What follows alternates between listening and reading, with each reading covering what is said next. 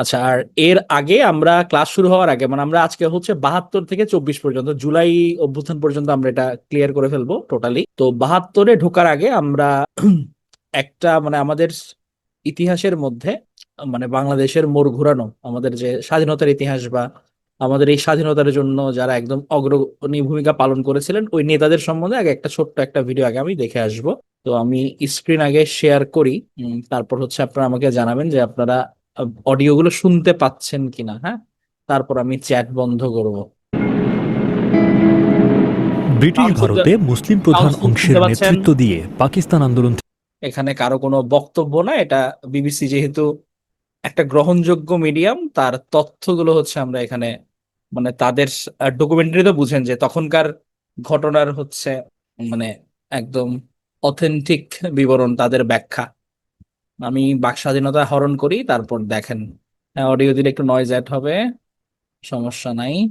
All set, তাহলে আমি ছাড়ছি। ব্রিটিশ ভারতে মুসলিম প্রধান অংশের নেতৃত্ব দিয়ে পাকিস্তান আন্দোলন থেকে শুরু করে স্বাধীন রাষ্ট্র বাংলাদেশ প্রতিষ্ঠার পর্বে চারজন নেতার নাম সবচেয়ে বেশি আলোচিত হয়। তারা হলেন এ কে ফজলুল হক, হুসেন শহীদ সোহরাওয়ার্দী, আব্দুল হামিদ খান ভাসানী এবং শেখ মুজিবুর রহমান। এই চার নেতার হাতেই বদলে গিয়েছিল ভারত ভাগ পরবর্তী পূর্ব বাংলার রাজনীতি, যা পাল্টে দেয় মানচিত্র।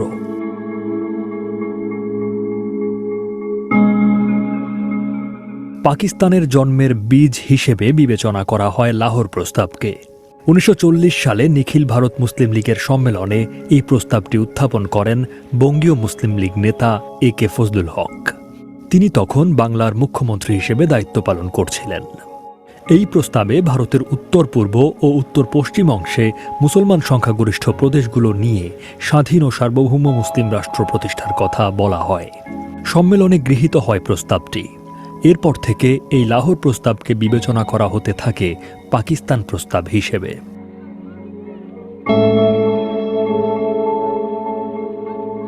ভারতকে মাঝখানে রেখে পাকিস্তানের ছিল দুটো অংশ, পশ্চিম ও পূর্ব পাকিস্তান। পরের এক দশক ধরে পূর্ব পাকিস্তানের আনুষ্ঠানিক নাম ছিল পূর্ব বাংলা। কিন্তু জন্মের পর থেকে একই দেশের এই দুটো অংশের মধ্যে বৈষম্য ক্রমশ স্পষ্ট হতে থাকে। পাকিস্তানে মুসলিম লীগের কার্যকলাপে হতাশ হয়ে পূর্ব পাকিস্তানের মুসলিম তরুণরা ততদিনে সংগঠিত হওয়া শুরু করেন। পূর্ব পাকিস্তান মুসলিম ছাত্রলীগ গঠিত হয় 1948 সালের 4 জানুয়ারি। আহ্বায়ক কমিটির মধ্যে শেখ মুজিবুর রহমানও ছিলেন। পাকিস্তানের জন্মের আগে থেকেই রাষ্ট্রভাষা নিয়ে বিতর্ক শুরু হয়। কিন্তু 1947 সালের পর রাষ্ট্রভাষাকে কেন্দ্র করে পূর্ব বাংলার রাজনীতি উত্তপ্ত হতে শুরু করে। এর কেন্দ্র ছিল ঢাকা বিশ্ববিদ্যালয়। ঢাকা বিশ্ববিদ্যালয়ের ইমেরিটাস অধ্যাপক সিরাজুল ইসলাম চৌধুরী বিবিসি বাংলাকে বলেন, ইংরেজি শিখেছিল যে তরুণরা, তখন তাদেরকে উর্দু শিখতে হবে, নইলে দ্বিতীয় শ্রেণীর নাগরিকে পরিণত হবে। এমন ভাবনা থেকে মধ্যবিত্ত শ্রেণী তখন খুব হতাশ হয়ে পড়ল এবং তখন থেকেই রাজনৈতিক আন্দোলন শুরু হয়ে যায়।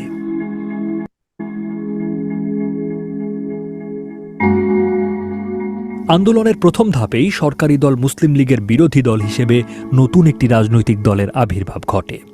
মাওলানা ভাসানীকে কেন্দ্র করে তখন আওয়ামী মুসলিম লীগ প্রতিষ্ঠিত হয়। তিনি দলটির সভাপতি হন। নতুন দল গঠনের এই প্রক্রিয়ার সঙ্গে যুক্ত ছিলেন পাকিস্তানের রাজধানী করাচিতে বসবাসরত পূর্ব বাংলার আরেক জনপ্রিয় নেতা হোসেন শহীদ সোহরাওয়ার্দী এবং কলকাতা ফেরত যুবক শেখ মুজিবুর রহমান। 1949 সালের 23শে জুন গঠিত হয় পূর্ব পাকিস্তান আওয়ামী মুসলিম লীগ। আওয়ামী লীগ নামটি দিয়েছিলেন মাওলানা ভাসানী, যার অর্থ জনগণের মুসলিম লীগ। মুসলিম লীগের অগ্রগণ্য অনেক নেতা নতুন দলে যোগ দেন। সে সময় জেলে আটক শেখ মুজিব হন যুগ্ম সম্পাদক। রাজনৈতিক ইতিহাসবিদ মহিউদ্দিন আহমদ মনে করেন, জেলে আটক অবস্থায় দলের একটি উঁচু পদে শেখ মুজিবের নির্বাচিত হওয়ার মাধ্যমে অনুমান করা যায় যে তাকে দলের একজন গুরুত্বপূর্ণ সংগঠক ভাবা হতো। মাওলানা ভাসানীকে সভাপতি করে গঠিত হয় সর্বদলীয় রাষ্ট্রভাষা সংগ্রাম পরিষদ, যাতে আওয়ামী মুসলিম লীগ ও মুসলিম ছাত্রলীগেরই প্রাধান্য ছিল। ভাষা সংগ্রামীদের 1952 সালের 21 ও 22 ফেব্রুয়ারি 144 ধারা অমান্য করে বের করা মিছিলে পুলিশের গুলিতে বেশ কয়েকজন নিহতের ঘটনা পাকিস্তানের রাজনীতিতে বড় আলোড়ন তোলে। ভাষা আন্দোলনে হোসেন শহীদ সোহরাওয়ার্দী এবং একে ফজলুল হকের তেমন কোনো ভূমিকা ছিল না। তখন মাওলানা ভাসানী ও শেখ মুজিব তরুণ কর্মীদের সামনে চলে আসেন।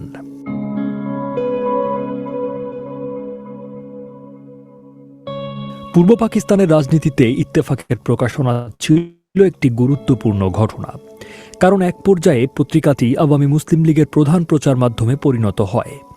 নবাবপুর রোড থেকে পত্রিকাটির প্রকাশনা শুরু হয়, অনিয়মিতভাবে প্রকাশিত হতো এবং পরে এক পর্যায়ে এটি বন্ধ হয়ে যায়। পরে 1951 সালে তফাজ্জল হোসেন মানিক মিয়ার সম্পাদনায় আবার সাপ্তাহিক হিসেবে ছাপা হতে শুরু করে। এর প্রতিষ্ঠাতা হিসেবে মাওলানা ভাসানীর নাম ছাপা হতো। দৈনিক হিসেবে ইত্তেফাকের যাত্রা শুরু হয় 1953 সালে। তখন প্রতিষ্ঠাতা হিসেবে মাওলানা ভাসানীর নাম ছাপা বন্ধ হয়ে যায়। পত্রিকাটি চালানোর খরচ দিতেন হোসেন শহীদ সোহরাওয়ার্দী। মহিউদ্দিন আহমদ বলছেন, মিস্টার সোহরাওয়ার্দী ইত্তেফাক চালাতেন, পশ্চিম পাকিস্তানে ওকালতি করে যত টাকা পেতেন এর একটা বড় অঙ্ক ইত্তেফাকের পেছনে খরচ করতেন। 1952 সালের ভাষা আন্দোলন এবং আরও পরে 1954 সালের নির্বাচনে যুক্তফ্রন্টের বিজয়েও ইত্তেফাকের ভূমিকা ছিল।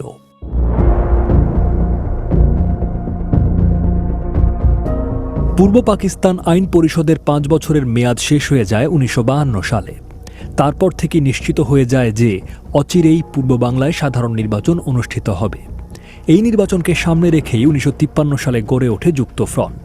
এই জোট গঠনে প্রধান ভূমিকা ছিল পূর্ব পাকিস্তান আওয়ামী মুসলিম লীগের সভাপতি মাওলানা ভাসানী এবং কৃষক শ্রমিক পার্টির প্রধান একে ফজলুল হকের। যুক্তফ্রন্টের সভাপতি হন পাকিস্তান মুসলিম লীগের সভাপতি হোসেন শহীদ সোহরাওয়ার্দী। পাকিস্তানের জন্মের পর রাজনীতিতে ছিলেন না ফজলুল হক। তিনি পূর্ব পাকিস্তান সরকারের অ্যাডভোকেট জেনারেল বা অ্যাটর্নি জেনারেল হিসেবে চাকরি করতেন। নির্বাচনকে সামনে রেখে তিনি চাকরি ছেড়ে দেন এবং কিছুদিনের জন্য আওয়ামী মুসলিম লীগেও যোগদান করেছিলেন, কিন্তু দলাদলির কারণে থাকতে পারেননি। এ সময় তিনি তার পুরনো দল কৃষক প্রজা পার্টিকে পুনরুজ্জীবিত করে গঠন করেন কৃষক শ্রমিক পার্টি। সোহরাওয়ার্দী করাচিতে বসবাস করলেও নির্বাচনকে সামনে রেখে তিনি পূর্ব পাকিস্তানে এসে যুক্তফ্রন্টের সভা সমাবেশে বক্তব্য রাখতে শুরু করেন। বাঙালিদের মধ্যে তার জনপ্রিয়তা ছিল। পাকিস্তান গণপরিষদে বিরোধী দলীয় নেতা ছিলেন তিনি। পশ্চিম পাকিস্তানের রাজনীতিবিদরা তাকে ভারতের দালাল বলে প্রচারণা চালিয়েছিল। বিবিসি বাংলাকে এক সাক্ষাৎকারে প্রয়াত সাংবাদিক এবিএম মুসা বলেছিলেন, সোহরাওয়ার্দী সাহেব নিজে অন্যদের থেকে ভিন্নমত পোষণ করলেও 3 জনে একত্রিত হয়ে যুক্তফ্রন্ট গঠন করেন এবং তার উদ্যোগের ফলেই যুক্তফ্রন্ট বহুবার ভেঙে যেতে যেতেও টিকে গেছে।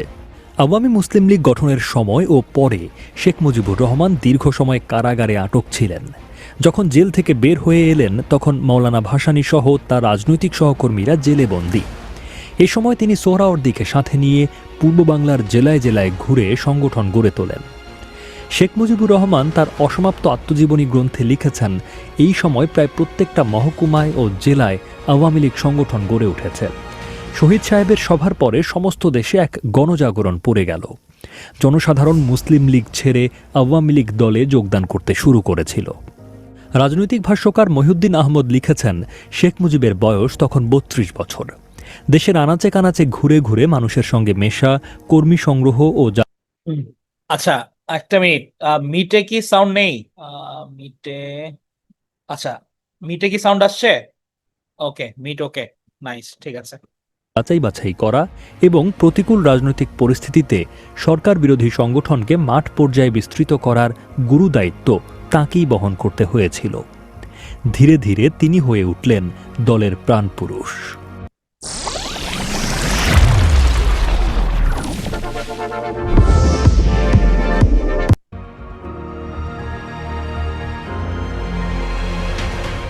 নির্বাচনকে সামনে রেখে যুক্তফ্রন্টের ব্যাপক প্রচারণা শুরু হয়।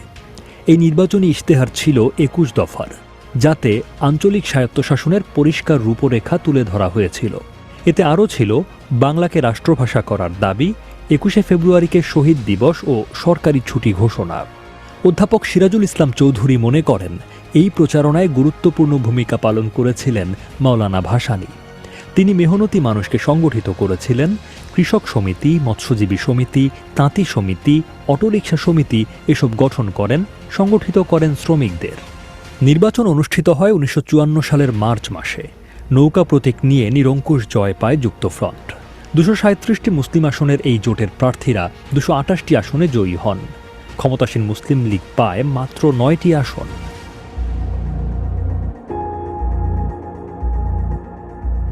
নির্বাচনের পর যুক্তফ্রন্ট সরকার গঠন করে, মুখ্যমন্ত্রী হন AK ফজলুল হক। এই সরকারের মন্ত্রী হিসেবে শেখ মুজিবও যোগ দিয়েছিলেন, কিন্তু সেই সরকার 3রা এপ্রিল থেকে 30শে মে এই অল্প কিছুদিন স্থায়ী হয়েছিল। সেই সময়কালেই রচিত হয় পাকিস্তানের সংবিধান। মুখ্যমন্ত্রী হওয়ার পর ফজলুল হক করাচিতে গিয়েছিলেন। ফেরার পথে সমস্ত ফ্লাইট ভারত হয়ে আসত। কলকাতায় এক জনসভায় তিনি বলেন, পূর্ববঙ্গ আর পশ্চিমবঙ্গে আমাদের একই সংস্কৃতি, একই ইতিহাস, একই ঐতিহ্য, আমাদের আলাদা করে রাখা যাবে না। তখন তার বিরুদ্ধে বিচ্ছিন্নতাবাদী তৎপরতায় লিপ্ত হওয়ার অভিযোগ আনা হয় এবং পূর্ববঙ্গের মন্ত্রিসভা ভেঙে দিয়ে কেন্দ্রীয় শাসন জারি করা হয়। এরপর ফজলুল হক গৃহবন্দী হন, শেখ মুজিবকে আটক করে আবার পাঠানো হয় জেলে। ভেঙে যায় যুক্তফ্রন্ট। 1955 সালের অক্টোবর মাসে পূর্ব পাকিস্তান আওয়ামী মুসলিম লীগের কাউন্সিলে দলের নাম থেকে মুসলিম শব্দটি বাদ দিয়ে রাখা হয় পূর্ব পাকিস্তান আওয়ামী লীগ। মাওলানা ভাসানী দলকে অসাম্প্রদায়িক করে তোলার জন্য এই প্রস্তাব দেন এবং কাউন্সিলররা তা সমর্থন করেন। মাওলানা ভাসানী সভাপতি ও শেখ মুজিব আওয়ামী লীগের সাধারণ সম্পাদক নির্বাচিত হন। দলটি সাধারণ সম্পাদক কেন্দ্রিক হওয়ায় আওয়ামী লীগের নিয়ন্ত্রণ চলে যায় শেখ মুজিবের হাতে। 1956 সালে পাকিস্তানে নতুন সংবিধান চালু হলে পূর্ব বাংলার আনুষ্ঠানিক নাম হয় পূর্ব পাকিস্তান। সে বছর পাকিস্তানের প্রধানমন্ত্রী চৌধুরী মোহাম্মদ আলী পদত্যাগ করলে আওয়ামী লীগ সরকার গঠন করে। হোসেন শহীদ সোহরাওয়ার্দী প্রধানমন্ত্রী নিযুক্ত হন। উর্দুর পাশাপাশি বাংলাকেও রাষ্ট্রভাষা হিসেবে স্বীকৃতি দেয়া হয়। এমন সব ঐতিহাসিক বাঁকবদলের পর পূর্ব বাংলার রাজনীতির গতিপথ সাক্ষী হয় 1966। হ্যাঁ, শুনছেন? হ্যাঁ, মিটে সাউন্ডটা আসতেছে না। হ্যাঁ, না মিটে হচ্ছে ওই টেকনিক্যালকে বলছে ওরা ইয়ে করবে, শেয়ার করবে। ট্যাপ ট্যাপ শেয়ার করতে। হ্যাঁ, ওটা ইয়ে থেকে ইয়ে শেয়ার করবে, টেকনিক্যাল টিম শেয়ার করে দিবে, ওটা ঠিক হয়ে যাবে। কারণ এখানে ওই দুইটা একসাথে দিলে এটা হবে না, মানে দুইটা অ্যাপস তো, কমন নিয়ে ছাড়া ব্যাকগ্রাউন্ড ছাড়া হয় না। আচ্ছা ঠিক আছে, আমি দেখতেছি। ওকে, আমি ফোন করছি টেকনিক্যালকে, ওটা চালু করে দিচ্ছে। সালের 6 দফা, এরপর 1969 সালের গণ অভ্যুত্থানের। এর ধারাবাহিকতায় 1970 সালের নির্বাচন এবং ক্ষমতা হস্তান্তরের দেশের আনাচে কানাচে ঘুরে ঘুরে মানুষের সঙ্গে মেশা, কর্মী সংগ্রহ ও যাচাই বাছাই করা এবং প্রতিকূল রাজনৈতিক পরিস্থিতিতে সরকার বিরোধী সংগঠনকে মাঠ পর্যায়ে বিস্তৃত করার গুরুদায়িত্ব তাঁকেই বহন করতে হয়েছিল। ধীরে ধীরে তিনি হয়ে উঠলেন দলের প্রাণপুরুষ। আচ্ছা, মিটে কি শোনা যাচ্ছে এখন? এটা যারা বলছো তোমরা তো সবাই জুমে, মিটে শোনা যাচ্ছে? দাঁড়াও, আমি মিটে শোনা যাচ্ছে কিনা। জামাল, ওটা বলতে হবে না, আমি কি করব এটা আমি জানি, কল স্পিডে দিব। জুমে ওকে। আচ্ছা দাঁড়াও, আমি মিটে একটু ক্রস চেক করে আসি, কারণ আজকে অনেক ভিডিও আছে। ওকে, মিটও এখন শুনতে পাচ্ছে, তাইলে আমাদের এই পরিস্থিতিতে আমরা এ করবো। আচ্ছা, এই ভিডিওটাতে হচ্ছে এমনি তেমন নাই, আমাদের হচ্ছে একটা জাস্ট কুইক একটা রিক্যাপ হয়েছে। এখন আমরা চলে যাব হচ্ছে আমাদের মূল পড়াতে। এখানে জাস্ট একটা রিক্যাপ, যেহেতু শেষের দিকে একটু মিস হয়ে গেছিল, এটা আমাদের মিটবাসীরা পরে একটু দেখে নিবে। হ্যাঁ, এটা জাস্ট একটা রিক্যাপ হয়েছে, আমি লিংক শেয়ার করা আছে। আমি এটা শেয়ার করি, দাঁড়াও, আজকের পিডিএফটা আগে আমি শেয়ার করি। তাহলে এতক্ষণ হচ্ছে আমরা যে ভিডিওটা দেখেছি, এটা মূলত আসলে গতদিনের পড়াগুলোই, আমাদের একদম মুক্তিযুদ্ধের পর থেকে আহ আমাদের মানে একদম ভাগের পর থেকে, 47-এর পর থেকে আমাদের পুরো দেশের যে ইতিহাসটা, এটার একটা সংক্ষিপ্ত বর্ণনা, যে আমাদের যুক্তফ্রন্ট গঠন, আমাদের ভাষা আন্দোলন, হ্যাঁ, এরপর 6 দফা, এরপর স্বাধীনতা, আমাদের যে নেতাদের অবদান, ওটাই জাস্ট হচ্ছে গিয়ে ছোট করে ওই ভিডিওতে মানে 10 মিনিটের মধ্যে একটা তুলে ধরছে আর কি। হ্যাঁ, সো এটা খুব বড় একটা মিস হয় নাই, সো প্যারা নাই, চিল। এখন আমরা হচ্ছে যেটা দেখেছি, যে আমাদের তথ্যচিত্রের মাধ্যমে রিক্যাপটা, হ্যাঁ, এখন হচ্ছে এটা দেখিয়েছিলাম আর কি। তো আমাদের দেশভাগের পর তো হচ্ছে যখন আমার যখন দেশ স্বাধীন হলো, স্বাধীন হওয়ার পর তো বঙ্গবন্ধু দেশে ফিরে আসে। ফিরে আসার পর হচ্ছে উনার শাসনামল, যেটা এটা আসলে শুরু হয়। হ্যাঁ, তো এটা হচ্ছে আমাদের শেখ মুজিব শাসনামল। 24 জানুয়ারি 1972 সালে সরকার ঘোষণা করে বাংলাদেশ দালাল আইন প্রথমে জারি হয়। তাহলে উনি স্বদেশ যখন প্রত্যাবর্তন করলেন, করে কিন্তু মানে মুজিব কি ছিলেন, মুজিব কিন্তু ছিলেন রাষ্ট্রপতি। তো উনি এসে বললেন যে উনি রাষ্ট্রপতি থাকবেন না, উনি হচ্ছে পালন করবেন হচ্ছে প্রধানমন্ত্রীর দায়িত্ব। প্রধানমন্ত্রী শাসিত সরকার চালু হলো, হ্যাঁ। কারণ মুজিবনগর সরকারের রাষ্ট্রপতি ছিলেন, প্রধানমন্ত্রী ছিলেন তাজউদ্দিন আহমেদ। তো উনি এসে বললেন যে আমি প্রধানমন্ত্রী হবো। ওকে, ফাইন, কোনো সমস্যা নেই। তো ওই সময় হচ্ছে ওনার সিগনিফিকেন্ট যে কাজ যেগুলো ছিল যে ওই সময় বাংলাদেশ দালাল আইন আদেশ 1972 জারি করা হয় 24শে জানুয়ারি, অর্থাৎ মুক্তিযুদ্ধে আমাদের যারা দেশীয় দোসর ছিল, যারা যারা পাখানেদের বাহিনীর হয়ে কাজ করেছিলেন, তাদেরকে বিচারের আওতায় আনার জন্য এই দালাল আইনটা গঠন করা হয়। 8 ফেব্রুয়ারি 1972 সালে জাতীয় রক্ষী বাহিনী গঠন করা হয়। জাতীয় রক্ষী বাহিনী গঠনের সরকারি আদেশ জারি করা হয়। 28 ডিসেম্বর 1974 সালে রাষ্ট্রপতিকে দিয়ে দেশে জরুরি অবস্থা ঘোষণা করা হয়, কারণ দেশের অবস্থা তখন অনেক টালমাটাল। 7ই জুন 1975 বাকশাল কাঠামো ঘোষণা করা হয়, এবং 1975-এর 15ই আগস্ট উনি সপরিবারে খুন হন। 3 বছর 7 মাস 3 দিন এরপর বেঁচে ছিলেন, মানে ওনার টোটাল যে শাসন আমলটা, এটা এক নজরে সিগনিফিকেন্ট ইয়েগুলা। তাহলে এখানের হচ্ছে আমরা মূলত আমরা যেটা দেখবো যে ছোট্ট করে যে ওই সময় হচ্ছে গিয়ে মানে বিরোধিতাগুলা। তো বঙ্গবন্ধু যখন হচ্ছে দেশে ফিরলেন, তখন আসলে আওয়ামী লীগের যে প্রধান যে বিরোধী দল হয়ে দাঁড়ায় সেটা হচ্ছে জাসদ, জাতীয় সমাজতান্ত্রিক দল। এবং মজার ব্যাপার হচ্ছে কি যে 1972 সালে তখন ছাত্রলীগের আসলে একটা অংশ চেয়েছিলেন যে মুক্তিযুদ্ধে অংশগ্রহণকারী সকল দলের সমন্বয়ে একটা জাতীয় সরকার গঠন করা হোক। এটা ছিল তাদের একটা অংশের দাবি, হ্যাঁ, ছাত্রলীগের একটা অংশের দাবি। তো এটা হচ্ছে পরবর্তীতে হয় নাই, এবং ছাত্রলীগের মধ্যে একটা অংশ কিন্তু সমাজতন্ত্রে যারা বিশ্বাস করতেন, যারা কমিউনিজমে বিশ্বাস করতেন, ছাত্রলীগের একটা অংশ তারা কিন্তু পৃথক হয়ে যায়, এবং মুক্তিযুদ্ধের একটা অংশ তাদের সঙ্গে হচ্ছে যুক্ত হয়ে যায়। এবং এভাবে জন্ম হয় জাসদের। 1972 সালের 31শে অক্টোবর জাতীয় সমাজতান্ত্রিক দল জাসদ নামে দলটা যাত্রা শুরু করে। এবং এই সময় মুক্তিযুদ্ধের যে 9 নং সেক্টরের sector commander major M A Jalil, উনি হন জাসদের সভাপতি, এবং আসম আব্দুর রব, যিনি প্রথম পতাকা উত্তোলন করেছিলেন, উনি হন দলটার সাধারণ সম্পাদক। 1973 সালের 73 খ্রিস্টাব্দের 7ই মার্চ আমাদের প্রথম জাতীয় নির্বাচন। এই নির্বাচনে দলটা 237টা আসনে প্রতিদ্বন্দ্বিতা করে, মাত্র একটা আসন পেয়েছিল যদিও। তো দলটার পক্ষে ভালো ভোট পেয়েছিল, যেটা ছিল মোট ভোটের প্রায় 6.5%। তো জাসদের মূল যে থিওরি যেটা ছিল সেটা হচ্ছে সামাজিক বিপ্লবের মাধ্যমে বৈজ্ঞানিক সমাজতন্ত্র প্রতিষ্ঠা। এটা ছিল তাদের মূল লক্ষ্য। এবং তারা শ্রেণী এবং শোষণহীন কৃষক শ্রমিক রাজ্য প্রতিষ্ঠা করার কথা বলেছিলেন। মানে তাদের ব্যাপার ছিল কি যে ক্ষমতাটা হবে হচ্ছে জনগণের, সামাজিক বিপ্লব হবে এখানে। এবং আমাদের যারা মূল চালিকা শক্তি আমাদের দেশের, বরাবরই কিন্তু কৃষকরা আমাদের খুব ইম্পর্টেন্ট একটা পার্ট, আমাদের শ্রমিকরা, এরা হবে হচ্ছে গিয়ে আমাদের মূল। এবং 1974 সালে জাসদ কিন্তু খুব এক্সট্রিমলি বঙ্গবন্ধুকে সরায় দেওয়ার পরিকল্পনা করেছিলেন। 1974 খ্রিস্টাব্দের শুরুর দিকে তৎকালীন আওয়ামী লীগ সরকারের আমলে অনিয়ম দুর্নীতির প্রতিবাদ হিসেবে জাসদ আন্দোলনের পথ বেছে নেয়। 1974 খ্রিস্টাব্দের 8 ফেব্রুয়ারি দলটি হরতাল ডাকে এবং 17ই মার্চ পল্টন ময়দানে জনসভা করে। এই সভা শেষে একটি বিক্ষোভ মিছিল স্বরাষ্ট্রমন্ত্রীকে স্মারকলিপি দেওয়ার উদ্দেশ্যে রওনা দেয়।